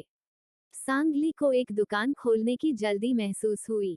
उन्हें नहीं पता था कि वे कब वापस जा पाएंगे। वे बाई परिवार को मुफ्त में खाना खिलाना बंद नहीं कर सके। मुझे क्षमा करें। सांगली ने अपना हाथ पीछे खींच लिया। मैं अभी आपकी मदद नहीं कर सकती। गुजी की आंखें थोड़ी धुंधली हो गईं, फिर भी बहन, आज के लिए धन्यवाद। सांगली ने मन ही मन आह भरते हुए कहा, भले ही मैंने आज आपकी मदद की हो, कल के बारे में क्या होगा? गुजी ने अपनी आंखें नीची कर ली, मैं उन लोगों के साथ जाने के बजाय पीट पीट कर मार डाला जाना पसंद करूंगा। सांगली ने कुछ सोचा और पूछा, वह शीर्ष मनोरंजनकर्ता किंग फेंग, क्या वह अपना शरीर बेचे बिना अपनी प्रतिभा बेचने में सक्षम नहीं है? क्या आप नहीं कर सकते? गुजी आत्मनिंदा करते हुए दिखे, किंग फेंग में प्रतिभा है, लेकिन मैं कुछ नहीं कर सकता। दीदी, आज फिर से धन्यवाद। अगर आपको मेरे साथ जाने की जरूरत नहीं है, तो मैं पहले नीचे जाऊंगा। गुजी ने सम्मानपूर्वक कहा। रुको, मैं तुम्हें देने के लिए अपने दोस्त से कुछ लाने जा रही हूँ। मेरे साथ आओ, सांगली ने कहा और नीचे क्ली गई। इस समय जियो हान के आसपास भीड़ जमा हो गई थी। यहाँ तक कुछ संरक्षक जो मौज मस्ती के लिए आए थे, उत्सुकता से आसपास भीड़ लगा दी। इतने लंबे समय तक इन लोगों को नियमों को समझाने और एक साथ प्रदर्शन करने के बाद आखिरकार वे समझ गए कि इस खेल को कैसे खेलना है। ठीक है, खेल आधिकारिक तौर पर शुरू हो गया है। रात हो गई है, अपनी आंखें बंद करें। सिया मियाओ मियाओ की आवाज आई। इकट्ठे हुए 12 लोगों ने अपनी आंखें बंद कर लीं। वेवुल्स, अपनी आंखें खोलो। 4 मनोरंजनकर्ताओं ने चुपचाप अपनी आंखें खोली, अनजाने में अपनी सांसें रोक लीं। यहाँ तक कि देखने वाले लोग भी परेशान हो गए। आप आज रात किसे मारना चाहते हैं? सिया मियाओ मियाओ ने पूछा। उन्होंने एक दूसरे की ओर देखा और सभी ने नंबर 1 चुना। निस्संदेह नंबर 1 जियो हान थी। ठीक है, वेयरवुल्व्स अपनी आंखें बंद करो। दृष्टा अपनी आंखें खोलो। जियो हान ने हर किसी के हाव भाव को देखा और नंबर 3 मनोरंजनकर्ता की जांच की। सिया मियाओ मियाओ ने संकेत दिया कि वह एक वेयरवुल्फ थी। जियो हान ने सिर हिलाया और अपनी आंखें बंद कर लीं। चुड़ैल, अपनी आंखें खोलो। वह आज रात मर गई। तुम्हारे पास एक उपचार औषधि और एक जहर है। क्या आप इसका उपयोग करना चाहते हैं? सिया मियाओ मियाओ ने कहा। सियाओ हान बोलने ही वाला था कि सांगली उसके पास आए और उसके कान में फुसफुसाया, जियो हान, क्या तुम्हारे पास कोई दवा है? वो औषधीय पाउडर जो तुमने पहले बनाया था, बस थोड़ा सा अपने शरीर और चेहरे पर लगाओ और इससे बहुत सारे लाल चकत्ते पड़ जाएंगे। जियो हान पिछले कुछ दिनों से कुछ औषधीय पाउडरों के साथ छेड़छाड़ कर रही थी, जबकि उसके पास करने के लिए कुछ नहीं था। वह कह रही थी कि यह सिर्फ एक मामले में है, इसलिए जब भी वे बाहर जाएं तो वह उन्हें कुछ अपने साथ ले जा सकती। चैप्टर 37। यदि आप इसे मुझे नहीं दिखाएंगे, तो मैं आज आपकी खराब समीक्षा करूंगी। जियोहान ने अपनी बाहों में हाथ डाली और दवा का एक पैकेट निकाला। उसने इसे सांगली को सौंप दिया। सिस्टर ली, इससे सावधान रहें। यदि यह आपको छूता है, तो इससे दाने हो जाएंगे और थोड़ी खुजली होगी। इसे ठीक होने में 7 दिन लगेंगे। मुझे पता है। सांगली ने दवा का पैकेट लिया और गूजी से कहा, मेरे साथ आओ। गूजी सांगली के पीछे एक एकांत कोने में चला गया। यह आपके लिए है। यदि आप इसे अपने शरीर या चेहरे पर लगाते हैं, तो इससे दाने हो जाएंगे। फिर वे शायद आपको कुछ समय तक ग्राहकों की सेवा नहीं करने देंगे। लेकिन यह थोड़ा असुविधाजनक होगा और ठीक होने में 7 दिन लगेंगे। यह आप पर निर्भर है कि इसका उपयोग करना है या नहीं। सांगली ने कहा। जब गूजी ने सांगली के हाथ से दवा ली, तो उसने अनजाने में उसकी उंगलियों को छू लिया। उसकी आंखें चमक उठीं और उसने धीरे से कहा, धन्यवाद, बहन। आप बहुत दयालु हैं। उसकी करुण दृष्टि देखकर सांगली का हृदय थोड़ा नर्म हो गया। अगर मेरे पास पैसे होते, तो मुझे आपकी मदद करने में कोई आपत्ति नहीं होती। लेकिन मेरे पास अब उतने पैसे नहीं हैं। मुझे पता है, बहन। आपके पास भी मेरी मदद करने का कोई कारण नहीं है। गूजी ने सांगली की ओर देखा, उसकी आंखें बेजान थीं। दीदी, अगर और कुछ नहीं है, तो मैं पहले अपने कमरे में वापस जाऊंगा। सांगली झिझके। ठीक है। गूजी को जाते हुए देखकर सांगली को किसी तरह थोड़ा असहज महसूस हुआ। इस दुनिया में बहुत सारे दयनीय लोग थे। क्या वह अपने सामने आने वाले प्रत्येक व्यक्ति की मदद कर सकती है? नहीं, वो इसके बारे में दोषी महसूस नहीं कर सकती थी। यह सोचते हुए सांगली जियोहान की ओर चल दी। इस समय पहले दौर के भाषणों के बाद जियोहान को सभी ने वोट दिया। जियोहान इसे खोने वाला था। वो खड़ी हुई और उनकी ओर इशारा किया, क्या तुम लोगों के पास दिमाग नहीं है? जियोहान, अब तुम अपने आखिरी शब्द कह सकते हो। सिया मियाओ मियाओ ने कहा। सियाओ हान ने गहरी सांस ली। मैं भविष्यवक्ता हूँ। आप मुझे वोट देने के बारे में क्या सोच रहे थे? मैंने कल रात नंबर 3 की जांच की और वह एक वेयरवुल्फ है। तो चुड़ैल, कृपया इसे जहर देकर मार डालो। नंबर 3 ने जियोहान को मासूमियत से देखा, बेहद दयनीय लग रहा था। बहन, मैं एक अच्छा इंसान हूँ। जियोहान वास्तव में अपना सिर मेज पर पटकना चाहती थी। ये लोग बहुत अच्छे अभिनेता थे। उन्हें देखकर सांगली अपने होठों को मुस्कुराने से नहीं रोक सकी। वह सूमो की स्थिति की जांच करने के इरादे से फिर से ऊपर चली गई। निजी कमरे के अंदर सूमो नशे में लगभग बेहोश थी। वह अभी भी किंग फैंग को अपने साथ नृत्य करने के लिए मजबूर कर रही थी। उसे इस तरह देखकर किंग फैंग ने बेबसी से अपनी भौहें रगड़ी। किंग फैंग, क्या आपको लगता है कि मेरे पास एक अच्छा फिगर है? सूमो ने उसकी शर्ट सामने से पकड़ ली और धीरे से पूछा। किंग फैंग ने बस सिर हिलाया, उसके कान थोड़े लाल हो गए। तो फिर तुम मुझे बताओ, वू यंग मुझे पसंद क्यों नहीं करती? सुमो के पास जितने चाहें उतने सुंदर लड़के हो सकते हैं। मैं उसे पसंद करने लगा, लेकिन वह मेरी तरफ देखता तक नहीं। हम्फ, यदि वह मुझे नहीं चाहता, तो यह युवा महिला भी उसकी परवाह नहीं करती। सुमो हिल गई और उसके करीब चली गई, अचानक उसकी आंखों में देखने लगी। वह चिल्लाई, मुझे ऐसा क्यों लगता है? तुम्हारी आंखें कुछ जानी पहचानी लगती हैं। किंग फैंग ने तुरंत अपनी नजरें हटा लीं। मुझे देखने दो कि तुम वास्तव में कैसी दिखती हो। सुमो ने किंग फैंग का घूंघट हटाने की कोशिश करते हुए कहा। किंग फैंग ने उससे बचने के लिए अपना सिर झुकाया और उसकी कलाई पकड़ ली। अगर तुम मुझे देखने नहीं दोगी, तो मैं आज तुम्हें एक बुरी समीक्षा दूंगा। सुमो चिल्लाया। किंग फैंग ने उसकी कलाई पकड़ ली, उसे अपनी बाहों में खींच लिया, उसे कमर से पकड़ लिया और एक तेज गति में उसे ऊपर उठा लिया। फिर वह खिड़की की ओर चला गया, एक छलांग में बाहर निकल गया। जब सांग ली ऊपर आई, तो उसने हरे रंग के कपड़े पहने उस आदमी को देखा, जिसने पहले उनका स्वागत किया था और सफेद कपड़े पहने एक अन्य व्यक्ति के साथ भाग रहा था। सांग ली को देखकर हरे रंग का आदमी जल्दी से उसके पास आया और कहा, मिस, मुझे सच में खेद है। यह असली किंग फैंग है। जो पहले अंदर गया था वह धोखेबाज था। क्या? सांग ली चौंक गया और तुरंत निजी कमरे का दरवाजा खोलने के लिए दौड़ा। कमरा शराब की गंध से भरा था, लेकिन अंदर कोई नहीं था। बहन मो, सांग ली ने उत्सुकता से कमरे के चारों ओर देखा, लेकिन कोई नहीं दिखा। वो हरे कपड़े वाले आदमी की ओर मुड़ी। वास्तव में क्या हुआ, मिस? जब मैंने नीचे संगीत बजाना समाप्त किया और कपड़े बदलने के लिए वापस गई, तो मुझे कुछ पता चलने से पहले ही किसी ने बाहर निकाल दिया। किंग फैंग ने कहा। जब मैं किंग फैंग को बुलाने गई, तो वह किंग फैंग के कपड़े और घूंघट पहनकर बाहर आया। मैंने उस समय ध्यान नहीं दिया और सोचा कि वह किंग फैंग है। हरे कपड़े वाले व्यक्ति ने अपराधबोध से कहा। सांग ली ने भौहें चढ़ा ली। उसने फिर से कमरे के चारों ओर देखा और अंत में खुली हुई खिड़की की ओर देखा। वह खिड़की के पास गई और बाहर देखने लगी। हालांकि यह आम लोगों के लिए काफी अधिक था। अगर व्यक्ति को हल्कापन तकनीक पता हो, तो वे आसानी से नीचे कूद सकते थे।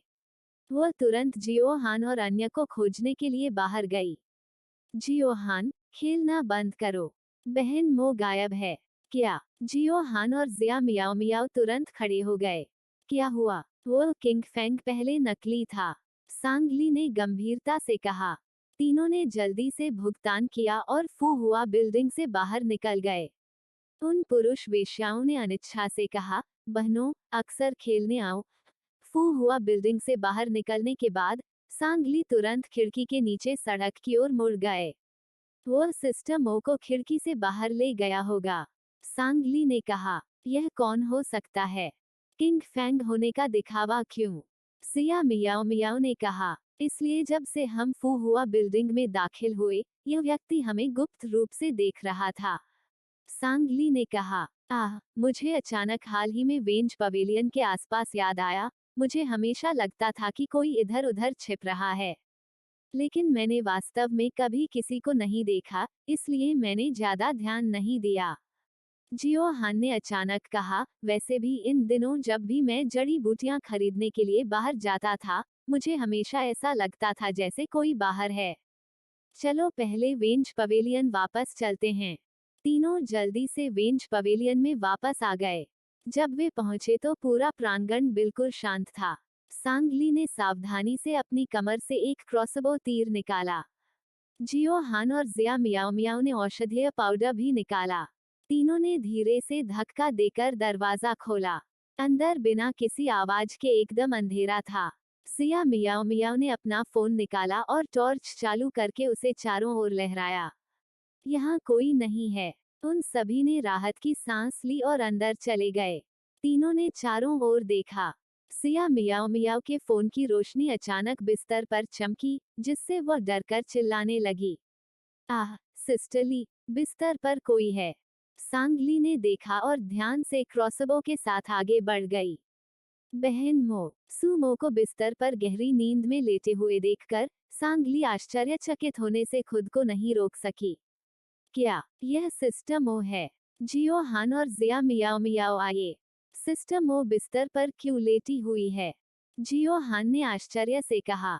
उसकी जांच करो और देखो कि क्या वह घायल है। सांग ली ने जल्दी से कहा। जियो हान ने रजाई उठाई और सुमो की पूरी जांच की।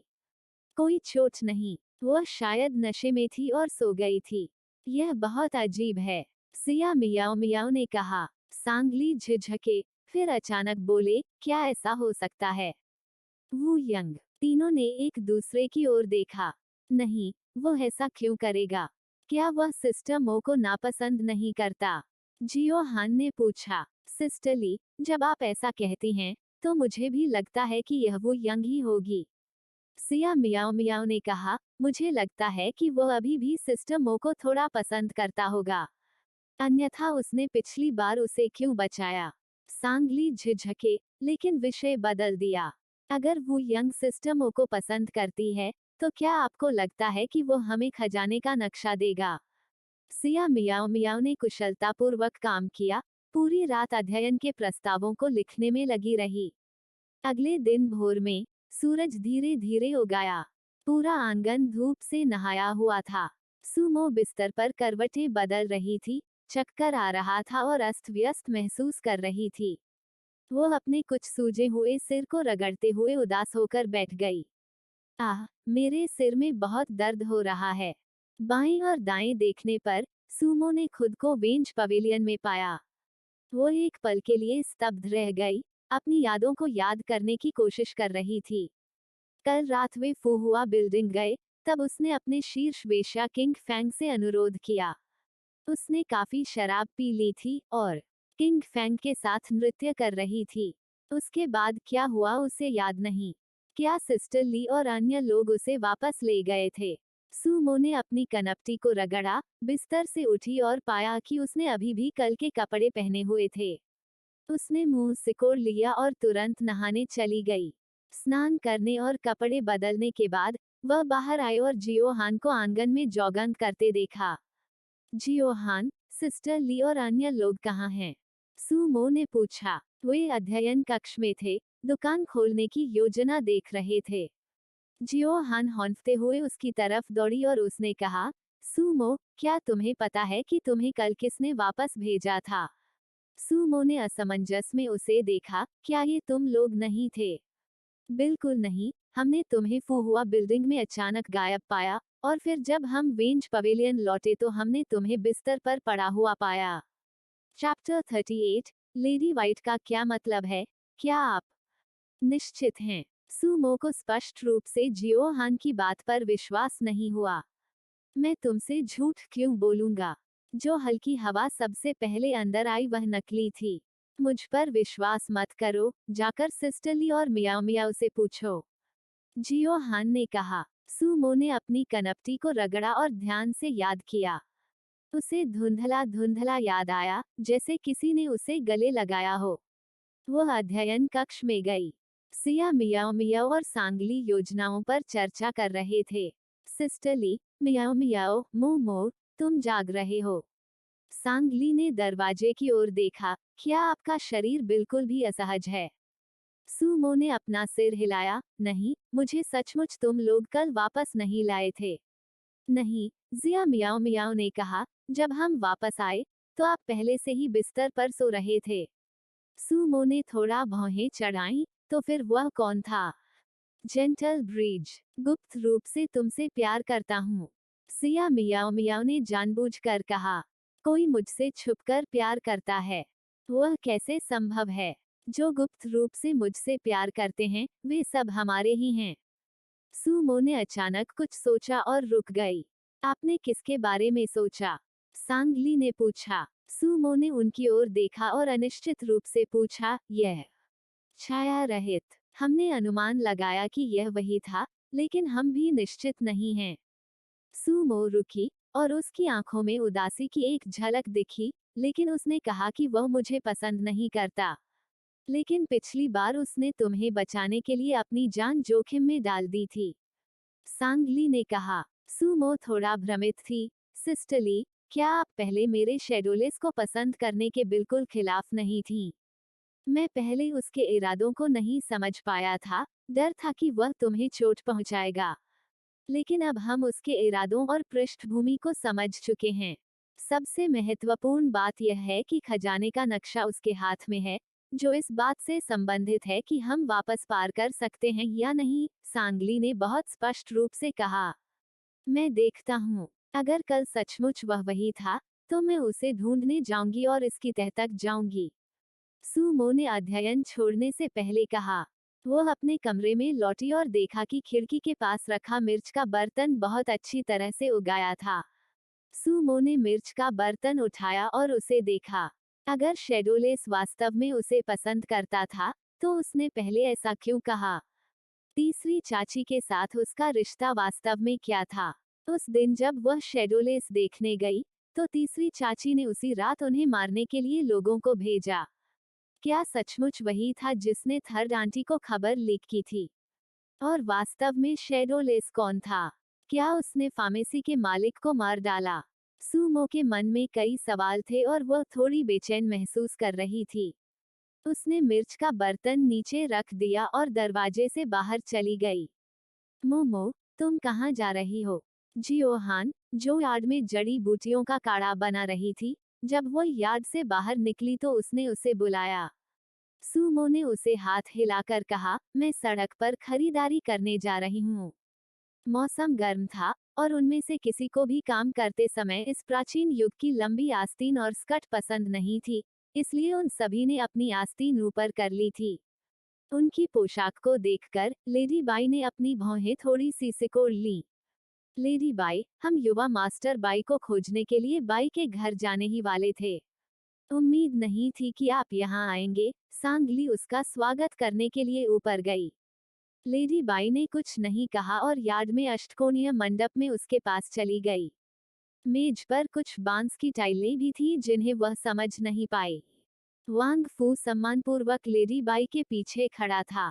वांग फू ने कहा, मिस सांग, लेडी को आपसे कुछ कहना है। सांग ली ने लेडी बाई की ओर देखा, यह जानते हुए कि उसके इरादे अच्छे नहीं थे, और अष्टकोणीय मंडप में जाने से पहले उसने अपने होंठ मोड़ लिए। जियो हान और जिया मियाओ मियाओ ने एक दूसरे पर नजरें डाली और पीछे हटने की पहल की। मिस सांग, मैंने हैना से सुना है कि आप किसी प्रकार का शतरंज और कार्ड रूम खोलना चाहती हैं, और इसके लिए हमारे पैसे की आवश्यकता है। यह किस तरह का तर्क है?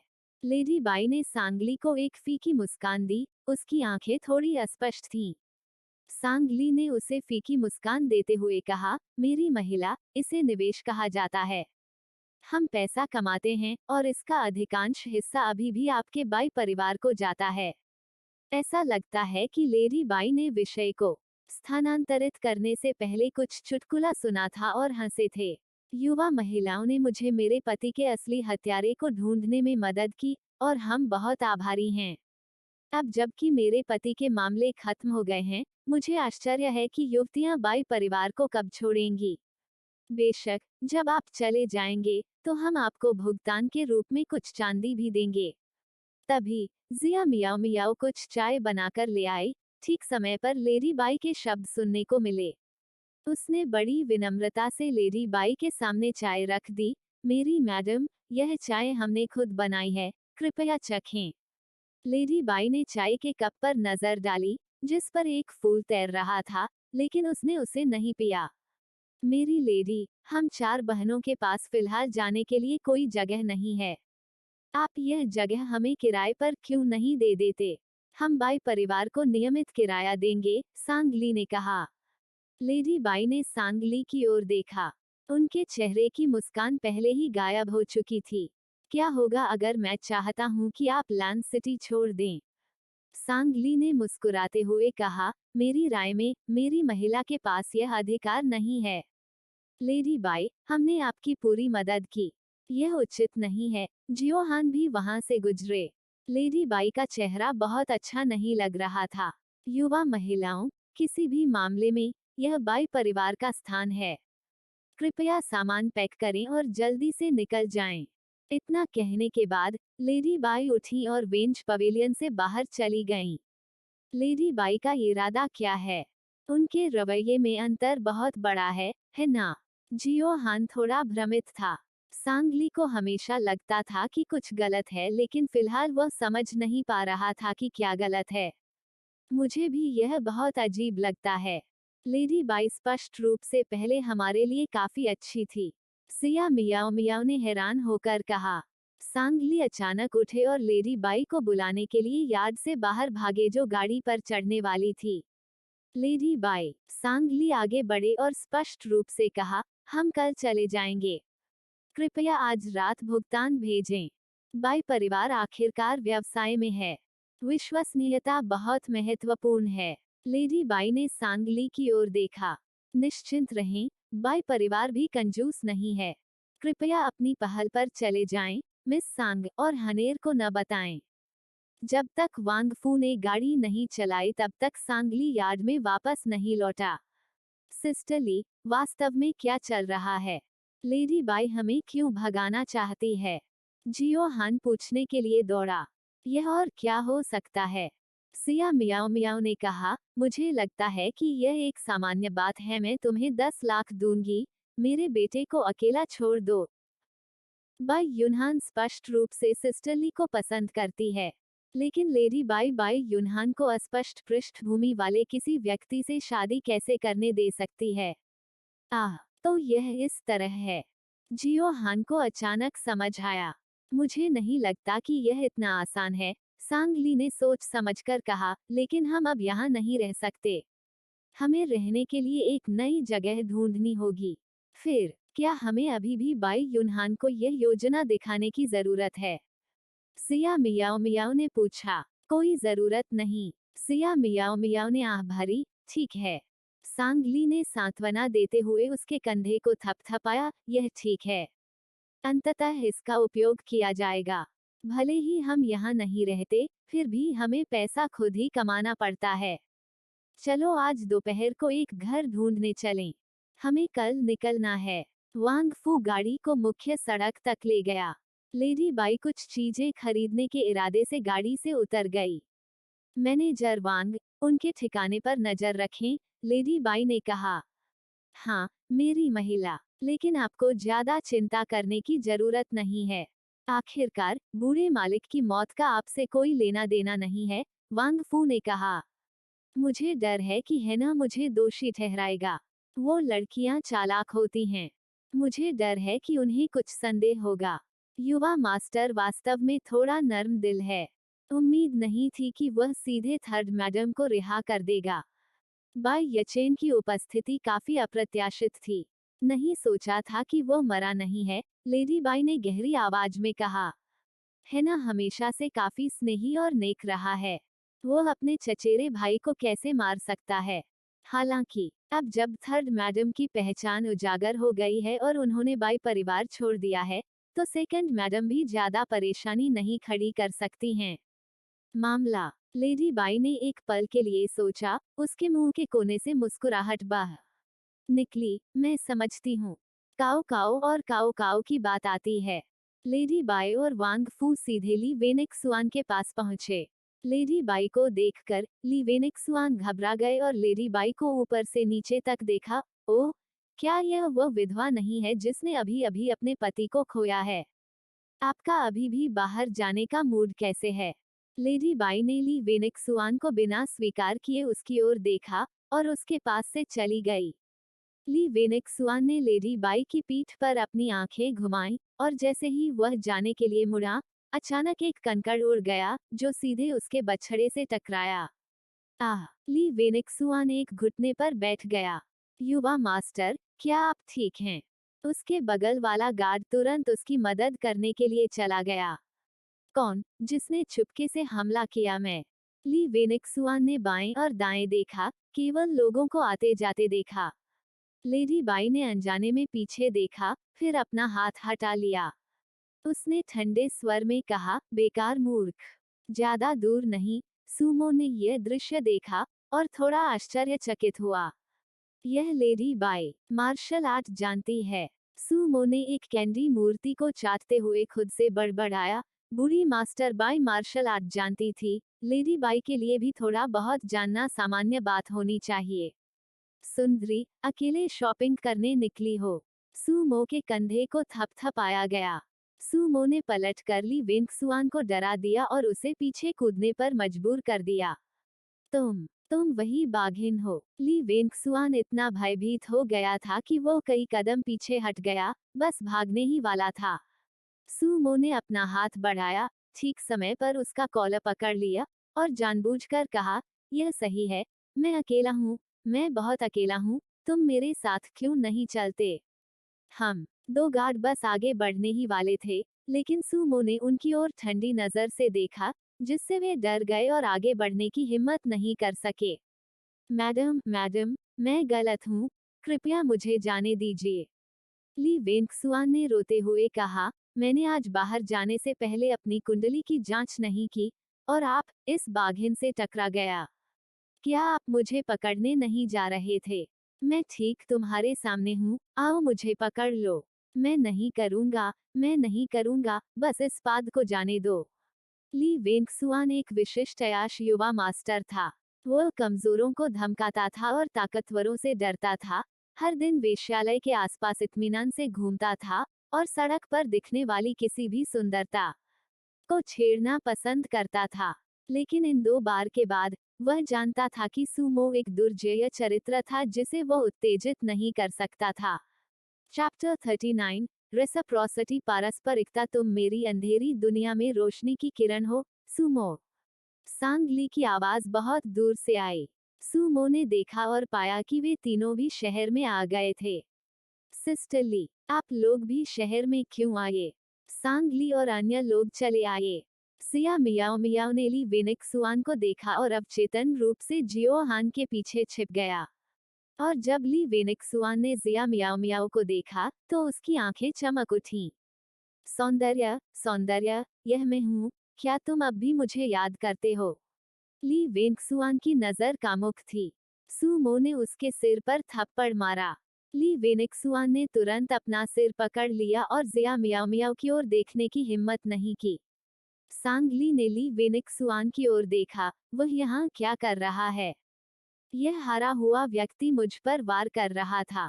वैसे आप लोग शहर में क्या कर रहे हैं? सूमो ने पूछा। यह एक लंबी कहानी है।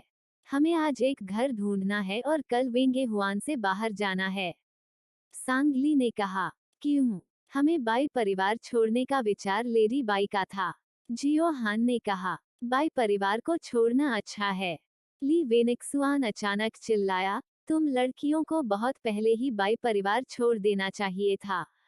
क्या बाई परिवार उन सभी मौतों के साथ दुर्भाग्य से भरा नहीं है? चुप रहो, दफा हो जाओ। सूमो ने ली वेनेक्सुआन का कॉलर छोड़ दिया। ली वेनेक्सुआन ने अपने कपड़े सीधे किए और बेशर्मी से कहा, देवियों, क्या आप घर की तलाश में नहीं हैं?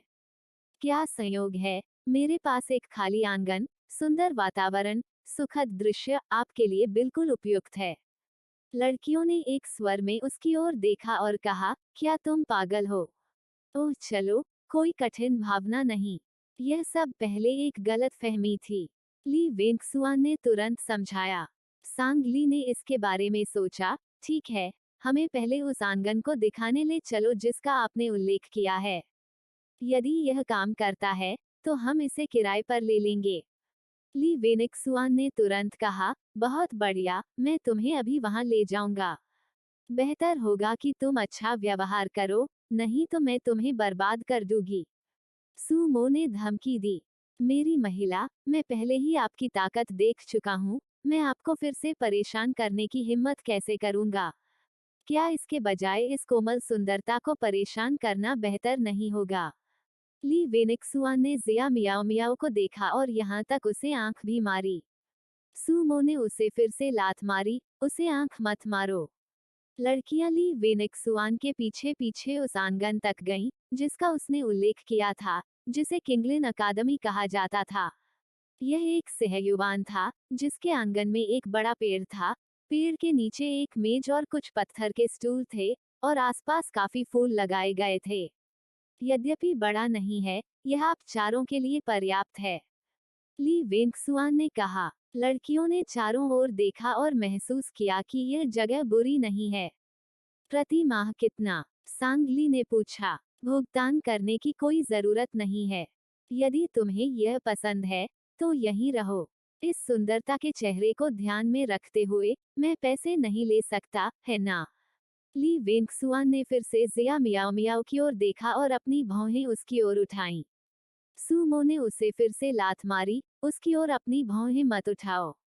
इसके बारे में क्या ख्याल है? 3 महीने के लिए 1 या 2 टन चांदी महंगी नहीं है ना? ली वेंगसुआन ने फिर कहा। ठीक है, तो यह एक सौदा है। ली वेनेक्सुआन के यार्ड छोड़ने के बाद उनके गार्ड ने कहा, युवा मास्टर, क्या यह यार्ड प्रेतवाधित नहीं है? ली वेनेक्सुआन ने हंसते हुए कहा, यह सही है। मैंने इसे उन्हें किराए पर दे दिया क्योंकि यह प्रेतवाधित है। क्या तुमने सच में सोचा कि मुझे पैसे की परवाह है? मैं बस उनके मरने तक डरने का इंतजार कर रहा हूँ, हम्फ। ऐसा नहीं है कि मैं इस भूतहा जगह को किराए पर दे सकता हूँ। ली वेंगसुआन ने उदासीनता से कहा। पिछले किराएदार की इस यार्ड में डर के कारण मृत्यु हो गई थी। ली वेनेक्सुआन को तब तक विश्वास नहीं हुआ था कि यह प्रेतवाधित है जब तक कि वो खुद यहाँ कुछ दिनों तक नहीं रहे और आधे से डर गए। सूमो ने पूछा, मुझे इस बारे में कुछ अजीब लग रहा है। लेडी बाई पहले हम पर इतना भरोसा करती थी, अब वो हमें लैंड सिटी से बाहर क्यों निकालना चाहेगी? ओह, इससे मुझे याद आया, मैंने लेडी बाई को पहले सड़क पर देखा था और देखा कि वो मार्शल आर्ट जानती है। सूमो ने अचानक कहा। आपने क्या कहा? सांगली ने भौहें चढ़ाते हुए कहा, लेडी बाई मार्शल आर्ट जानती है। जियो हान और जिया मियाओ मियाओ भी आश्चर्यचकित थे। वह किसी ऐसे व्यक्ति की तरह नहीं दिखती जो मार्शल आर्ट जानती हो। मैंने अपनी आंखों से उसे ली वेंगसुआन को एक कंकड़ से मारते हुए देखा। अगर वह मार्शल आर्ट नहीं जानती, तो ऐसा करने का कोई रास्ता नहीं था। सिया मियाओ मियाओ ने अचानक कुछ सोचा, क्या ऐसा हो सकता है? एल्डर बाई की मौत के बारे में कुछ छिपा हुआ सच। कातिल थर्ड आंटी तो नहीं? नहीं, किलर तीसरी आंटी ही होगी। सांगली ने कहा, लेकिन लेडी बाई, उसने इस मामले में क्या भूमिका निभाई? बाई परिवार के व्यवसाय के बारे में भूल जाओ, मुझे लगता है कि हमें इसमें शामिल नहीं होना चाहिए। अब सबसे महत्वपूर्ण बात अपने लिए कम करना है।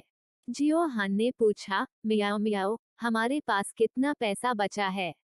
हम हाल ही में बहुत अधिक खर्च कर रहे हैं, केवल 10 टन बचे हैं। यह सारा पैसा उन्हें बाई यूनिक्सन ने पहले दिया था। ओह, चिंता मत करो, अगर बात इतनी बढ़ गई, मैं गरीबों की मदद करने के लिए अमीरों को लूट लूंगी। सूमो ने कहा। एक अमीर उत्तराधिकारी के रूप में उसे पहले कभी पैसे के बारे में चिंता नहीं करनी पड़ी। उसे यह उम्मीद नहीं थी कि प्राचीन काल में आने के बाद उसे पैसों की चिंता करनी पड़ेगी। मुझे याद नहीं है कि जो उपन्यास मैंने पहले पढ़े हैं उनमें किसी नायिका ने पैसे के बारे में चिंता की हो। उनकी तीखी हंसी आंगन में गूंज उठी। उस रात लेडी बाई ने उम्मीद के मुताबिक 50 टन चांदी पहुंचाने के लिए किसी को भेजा। लड़कियों ने एक दुकान किराए पर लेने और एक खोलने की योजना बनाई। क्या हमें यहाँ हॉटपॉट रेस्तरां खोलने के मेरे पिछले प्रस्ताव पर विचार करना चाहिए? सूमो ने कहा, लेकिन यहाँ के लोग मिर्च नहीं खाते। पता नहीं उन्हें इसकी आदत हो पाएगी या नहीं। सिया मियाओ मियाओ ने कहा, हम नूडल्स, ठंडे व्यंजन खाने के लिए कुछ मिर्च का तेल बनाकर शुरुआत कर सकते हैं। पहले यहाँ के लोगों को इसे आजमाने दें। अगर उन्हें यह पसंद है, तो हम हॉटपॉट बना सकते हैं। कल से हमें आत्मनिर्भर बनना होगा। चीयर्स। लड़कियों ने थोड़ी शराब पी और फिर बिस्तर पर चली गईं। देर रात की हवा ठंडक का एहसास लेकर आई। आंगन में एक काली छाया दिखाई दी। आखिरकार तुम आ ही गए। मंडप के नीचे से एक आवाज आई। काली छाया अचानक रुकी और तुरंत आंगन से भाग गई। वू यंग। सूमो ने उसका पीछा किया, वहीं खड़े रहो। वू यंग ने सूमो को अपना नाम पुकारते हुए सुना और तुरंत रुक गया। तुमने पूरे दिन मेरा पीछा किया, अब तुम मुझे दोबारा नहीं देखना चाहते। वू यंग बिना कुछ बोले उसकी ओर पीठ करके खड़ा रहा। सूमो दौड़कर उसके पीछे रुकी। क्या जो कल लाइट विंड होने का नाटक कर रहा था वह तुम थे? क्या वेंज शुवान की ओर मुझे वापस गले लगाने वाले तुम थे? क्या आज सारा दिन मेरा पीछा करने वाले तुम हो? कुछ बोलो, तुमने यह सब क्यों किया? सूमो ने सवाल किया, क्या तुम मुझे नापसंद नहीं करते? क्या हम सिर्फ परिचितों से नहीं गुजर रहे हैं? वू यंग अभी भी नहीं बोला। सूमो ने उसकी बांह पकड़ ली और उसे अपनी ओर घुमाया, कुछ कहो। क्या तुम मूर्ख हो? वू यंग ने उसकी ओर देखा और सिर हिलाया।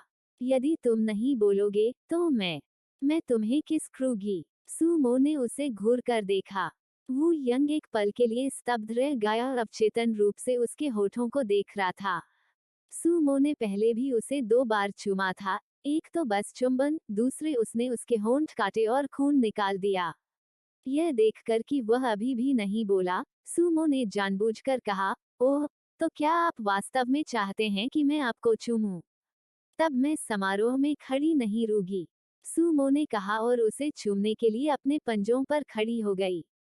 वह केवल उसकी प्रतिक्रिया का परीक्षण करना चाहती थी, लेकिन वो यंग चकमा नहीं दिया। उसके होठों को छूने से ठीक पहले सूमो रुक गई। उसने उसकी आंखों में देखा, अपने होठों को चालाकी से झुका लिया। कोई बात नहीं, चूंकि तुम मुझे वैसे भी पसंद नहीं करते हो, फहुआलू में बहुत सारे सुंदर लोग हैं, तुम्हारी कोई कमी नहीं है। मैं न केवल उन्हें देखती हूँ, बल्कि चूम भी सी हूँ और छू भी सी हूँ। जैसे ही उसने बात खत्म की, वू यंग ने उसकी कमर पकड़कर खींच ली और जबरदस्ती उसके होठों को चूम लिया। सूमो की आंखें चौड़ी हो गईं, पूरी तरह से चौंक गई। यहाँ क्या हो रहा था? वह सूमो एक प्राचीन व्यक्ति द्वारा जबरन चूमा गया था। जब तक वो यंग ने उसके होंठ नहीं छोड़े, सूमो अभी भी सदमे में थी। वह बस उसे एकटक देखती रही। मैंने तुम्हें फुहुआ बिल्डिंग में जाने से मना किया है। वू यंग की धीमी आवाज आई। जब सूमो ने उसे बोलते हुए सुना, तो वह चौंककर जाग गई और वू यंग को दूर धकेल दिया और आश्चर्य से उसकी ओर देखने लगी। तुम क्या कर रहे हो? उद्धरण चिन्ह डॉट डॉट डॉट उद्धरण चिन्ह। वू यंग ने उसके होठों को देखा, अनजाने में अपने होठों को भींच लिया। पता चला कि इस दुनिया में हत्या करने से भी ज्यादा दिलचस्प चीजें हैं। वू यंग, क्या तुम मुझे चिढ़ा रहे हो? सूमो थोड़ा असंतुष्ट था। इस व्यक्ति ने यह स्पष्ट नहीं किया। एक पल उसने कहा कि वो उसे पसंद नहीं करता था, अगले ही पल उसने ऐसे काम किए जिससे लोगों को गलतफहमी हो गई।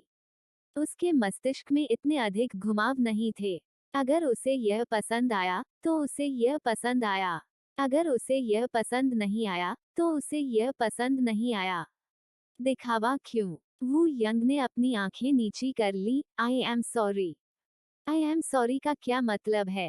पहले वेंज पवेलियन में किसी ने हमें मारने की कोशिश की थी। क्या आपने इसे थर्ड आंटी को लीक कर दिया था?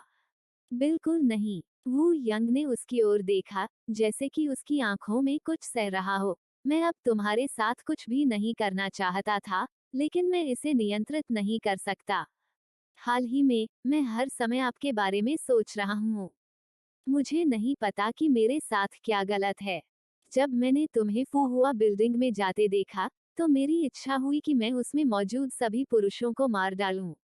सूमो। वू यंग ने उसका नाम चिल्लाया, उसका हाथ पकड़ लिया। उसकी आंखों में अधिकार का संकेत था। मुझे तुम्हें अन्य पुरुषों के साथ इस तरह व्यवहार करते देखना पसंद नहीं है। तुम मुझे किस आधार पर प्रबंधित करते हो? तुम मेरे लिए कुछ नहीं हो। सूमो ने जानबूझकर कहा। अगर तुम्हें उनके पास जाना है, तो मैं उन सभी को मार डालूंगा। वू यंग ने गहरी आवाज में कहा। सूमो ने अपना हाथ वापस लेने के लिए संघर्ष किया और बिल्कुल सीधे पूछा, तो क्या तुम मुझे पसंद करते हो या नहीं? जब तक कि तुम मेरे बॉयफ्रेंड नहीं बन जाते, अन्यथा मैं अभी भी अन्य पुरुषों की तलाश करूंगी। वू यंग की आंखों में भ्रम की झलक थी। बॉयफ्रेंड क्या होता है? वह मेरा भावी पति है। जब वू यंग ने उसे यह कहते हुए सुना, तो किसी कारण से उसकी हृदय गति तेज हो गई। उसके गाल थोड़े गर्म थे। उसने अपना सिर घुमाया और उसकी आंखों में निराशा का भाव झलक रहा था। लेकिन मेरे न तो कोई पिता है, न माँ, न ही घर। तो क्या यहाँ यहाँ मेरे भी कोई पिता, माता या घर नहीं है? अगर हम साथ हैं, तो क्या हमारे पास घर नहीं होगा? जब वू यंग ने उसे यह कहते हुए सुना, तो वह अंदर चला गया। वो नहीं जानता था कि उसे अपनी पहचान के बारे में कैसे बताए। वो उससे झूठ नहीं बोलना चाहता था, लेकिन उसे डर था कि जब सुमो को उसकी पहचान पता चलेगी तो वो उससे डर जाएगी, और इससे भी ज्यादा डर था कि इससे उसे नुकसान होगा। तुम्हें क्या हुआ है? क्या तुम मेरे प्रेमी बनने के लिए तैयार नहीं हो?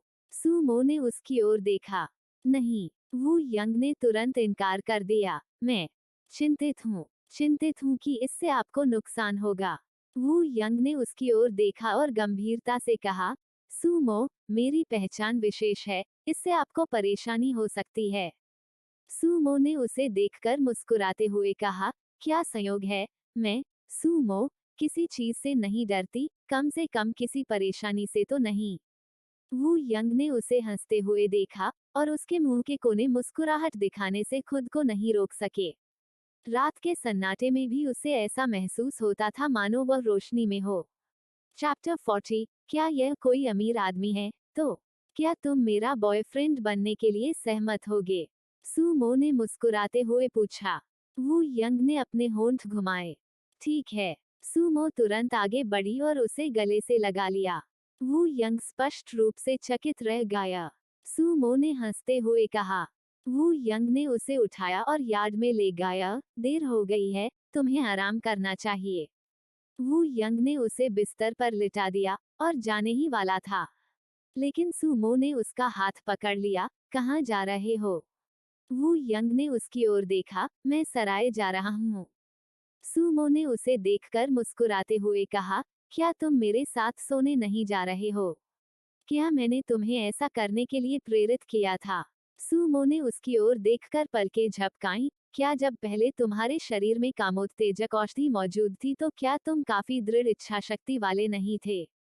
क्या अब तुम अपने आप पर नियंत्रण नहीं रख सकते? सुमो हल्के से हंसी। ठीक है, मैं तुम्हें चिढ़ाना बंद कर दूंगी। आप स्वयं सराय में वापस जाएं। वू यंग को पता था कि सुमो बस उसके साथ खिलवाड़ कर रही थी, और वह खुद को नाराज होने से नहीं रोक सकी। वह उठ तो गया लेकिन गया नहीं। इसके बजाय उसने अपनी बेल्ट खोलने का इशारा किया। उसकी हरकतों को देखकर सुमो तुरंत बिस्तर पर बैठ गई। तुम क्या कर रहे हो? लेकिन वो यंग ने ठंडे स्वर में कहा, बहुत देर हो चुकी है। चूंकि आपने मुझे स्नेहपूर्वक आमंत्रित किया है, तो मैं कैसे मना कर सकता हूँ? सुमो ने झट से उसका हाथ पकड़ लिया जो उसकी बेल्ट खोल रहा था। नहीं, नहीं, मैं तो बस मजाक कर रही थी। हा। मजाक? वू यंग ने झुकते हुए कहा, बिल्कुल भी मजाकिया नहीं। अगर अगली बार तुमने मेरे साथ इस तरह का मजाक किया, तो मैं इसे गंभीरता से लूंगा। सुमो, मैं तुम्हें चेतावनी दे रहा हूँ, तुम मुझ पर हावी नहीं हो सकते। मैं गलत हूँ। सुमो ने अपना मुंह थपथपाया। मैं बस अपना मुंह चला रही थी। वू यंग उठा और बाहर चला गया। कितना डरावना, सुमो ने खुद से बुदबुदाया। वू यंग दरवाजे पर रुको, फिर मुड़ा और वापस अंदर चला गई। अब क्या? सुमो ने अवचेतन रूप से अपना कंबल ऊपर खींच लिया। वू यंग ने उसकी ओर देखा, फिर अचानक उसके होठों को चूमने के लिए नीचे झुका। मैं कल सुबह तुम्हें ढूंढने आऊंगा। इतना कहने के बाद वो तुरंत मुड़ा और फिर से चला गया। उसके होठों के कोने एक फीकी मुस्कान में मुड़ गए। सुमो के पास शब्द ही नहीं थे। क्या यह अभी भी पहले वाला वो यंग था? वो उससे भी अधिक चालाक कैसे था? क्या उसने अंततः उसे भटका दिया था? सुमो को जल्द ही एहसास होगा कि उसने खुद ही यह सब किया है। जो कुछ भी उसने उसे सिखाया था, वो उसे समझ सकता था और उसके खिलाफ 10 गुना कर सकता था। एक बार इस तरह के प्रतीत होने वाले ठंडे चेहरे वाले व्यक्ति को चीजों की आदत हो गई, तो वे एक उग्र जानवर की तरह होंगे जिसे रोका नहीं जा सकता था। सुमो ने उस रात एक और प्यारा सपना देखा, और अगली सुबह मुस्कुराते हुए उठी। जब वह उठी, तो बाकी तीनों उसके बिस्तर के पास खड़े थे, उसे हैरानी से देख रहे थे। हे भगवान, तुम लोगों ने मुझे चौंका दिया। सुमो ने उसकी छाती थपथपाई। बहन मो, तुम किस बारे में मूर्खतापूर्ण तरीके से मुस्कुरा रही हो? लार व्यवहारिक रूप से टपक रही है। सुमो ने पिछली रात की घटनाओं को याद किया और फिर से मुस्कुराए बिना नहीं रह सकी। मैं आप लोगों को बता दूं, मैं कल रात वो यंग से मिली थी। क्या आप उसके साथ सोए थे? जियो हान ने कहा। सुमो ने अपनी आंखें घुमाई। मेरा मतलब था कि हम प्रेमी और प्रेमिका बन गए। हमने अभी डेटिंग शुरू ही की है। आप मुझे किस तरह का कैजुअल इंसान मानते हैं? फिर क्या आप उसे डेट करने जा रहे हैं? सिया मियाओ मियाओ ने पूछा। हाँ, उसने कहा कि वह आज सुबह मुझे ढूंढने आएगा। मुझे जल्दी करनी होगी और खुद को आकर्षक बनाना होगा। सुमो बिस्तर से उठी और नहाने चली गई। तीनों ने एक दूसरे से नजरें मिलाईं। प्राचीन काल के किसी व्यक्ति के साथ डेट पर जाना कैसा लगेगा? क्या कोई पीढ़ी का अंतर होगा? जियो हान ने मजाक किया। वह वास्तव में प्राचीन काल का कोई व्यक्ति नहीं है, सिर्फ एक दोडी चरित्र है। सिया मियाओ मियाओ ने मजाक में कहा। सांगली ने उनके अलावा कुछ नहीं कहा। थोड़ी देर के बाद सुमो ने कपड़े धोना समाप्त कर लिया और वो यंग का इंतजार करने के लिए यार्ड की ओर भाग गई। अन्य 3 सामान पैक कर रहे थे, जबकि सुमो अकेले ही गुमसुम बैठी थी। बहन मो, जल्दी करो और अपना सामान साफ करो। हमें बाद में बाहर होगा। जियो हान ने उसे बुलाया। मुझे पता है, तुम लोग पहले सामान पैक करो। मैं इंतजार कर रही हूँ कि मेरा बॉयफ्रेंड मेरी मदद के लिए आएगा। सुमो ने वापस फोन किया। जियो हान ने अपनी आंखें घुमाई और वापस अंदर चला गया। उसे इतनी देर क्यों हो रही है? सुमो ने खुद से बुदबुदाया। उसने खुद की प्रशंसा करने के लिए अपना फोन कैमरा निकाला। हम अभी भी बहुत खूबसूरत है। तभी प्रवेश द्वार पर एक आकृति दिखाई दी। सुमो ने उधर देखा और खुशी से दौड़ने के लिए तुरंत अपना फोन रख दिया। आप आ गए। काले कपड़े पहने वो यंग ने अपनी बाहों से एक पेपर बैग निकाला। मैंने आपके लिए कुछ बंस खरीदे हैं, वे अभी भी गर्म हैं। सुमो ने बंस प्राप्त किए। वह मुस्कुराना बंद नहीं कर पाई। उसने पंजों के बल चलते हुए उसके गाल को चूमा। धन्यवाद। वो यंग स्तब्ध रह गई। उसे उम्मीद नहीं थी कि वो उसे दिन के उजाले में इतने खुले तौर पर चूम लेगी। जल्दी करो, हम बाद में चलेंगे। हमारे साथ आओ। सुमो ने वो यंग को यार्ड में खींच लिया। जब 3 अन्य लोगों ने वो यंग को देखा तो उनका अभिवादन किया। वो यंग, अब से हमारे साथ रहो। अब सराय में मत रुकना। हमें जो नई जगह मिली है उसमें काफी सारे कमरे हैं। सुमो ने कहा। वो यंग ने रुकते हुए कहा, ठीक है। थोड़ी देर पैकिंग करने के बाद वू यंग ने उन्हें अपना सामान किंगलिन कोर्टयार्ड तक ले जाने के लिए एक गाड़ी ढूंढी। सुमो कमरे में गई और मिर्च का बर्तन ले आई और वो यंग से कहा, देखो, जो मिर्च तुमने मुझे दी, मैंने उन्हें बहुत अच्छी तरह से पाला है। हम भविष्य में बगीचे में कुछ पौधे लगा सकते हैं। मिर्च के बर्तन को देखकर वो यंग अपने होठों को सिकोड़ने से नहीं रोक सका। कुछ लोगों के किंगलिन कोर्टयार्ड पहुंचने के बाद उन्होंने पूरी तरह से सफाई की, इससे पहले कि यह पूरी तरह से साफ हो गया। मेरे पास यहाँ कुछ चांदी के नोट हैं। अगर आपके पास पैसे की कमी है तो उन्हें ले लीजिए। वू यंग ने कुछ चांदी के नोट निकाले और उन्हें सुमो को दे दिया। चांदी के नोट पाकर सुमो आश्चर्यचकित रह गई। आप बहुत अमीर हैं। मेरे पास और भी बहुत कुछ है, बस उन्हें अपने साथ नहीं लाया। वू यंग ने कहा। उसने प्रतिकिल सैकड़ों टैल बनाए। आखिरकार वह लादा हुआ था, लेकिन उन्होंने खुद पैसे का ज्यादा इस्तेमाल नहीं किया। जियो हान पास आया और मजाक में कहा, हे भगवान, सिस्मो खुद को एक टाइकून के जाल में फंसाने में कामयाब रही। सुमो ने हंसते हुए कहा, यह सही है, आप सिर्फ ईर्ष्यालु और ईर्ष्यालु हो सकते हैं। यह बात नहीं है। किसी भी तरह आपका पैसा भी हमारा है। जियो हान हंसा। सांगली पास आया और वू यंग से कहा, वू यंग, मैं आपसे कुछ पूछना चाहता हूँ। यह क्या है? क्या आपने पहले दवा की दुकान के मालिक की हत्या की थी? सांगली ने पूछा। सांगली का सवाल सुनकर सभी ने वू यंग की ओर देखा। वू यंग ने सुमो की ओर देखा। क्या तुम्हें लगता है कि मैंने उसे मार डाला? वू यंग ने दृढ़ता से कहा। हर कोई आश्चर्यचकित था। सचमुच तुम नहीं थे? सांगली ने फिर पूछा। यह मैं नहीं था। तो जब आप बाई परिवार की तीसरी मैडम से मिले तो आपने उनसे क्या कहा? मैं सिर्फ यह पूछने गया था कि क्या उन्हें खजाने के नक्शे का पता है।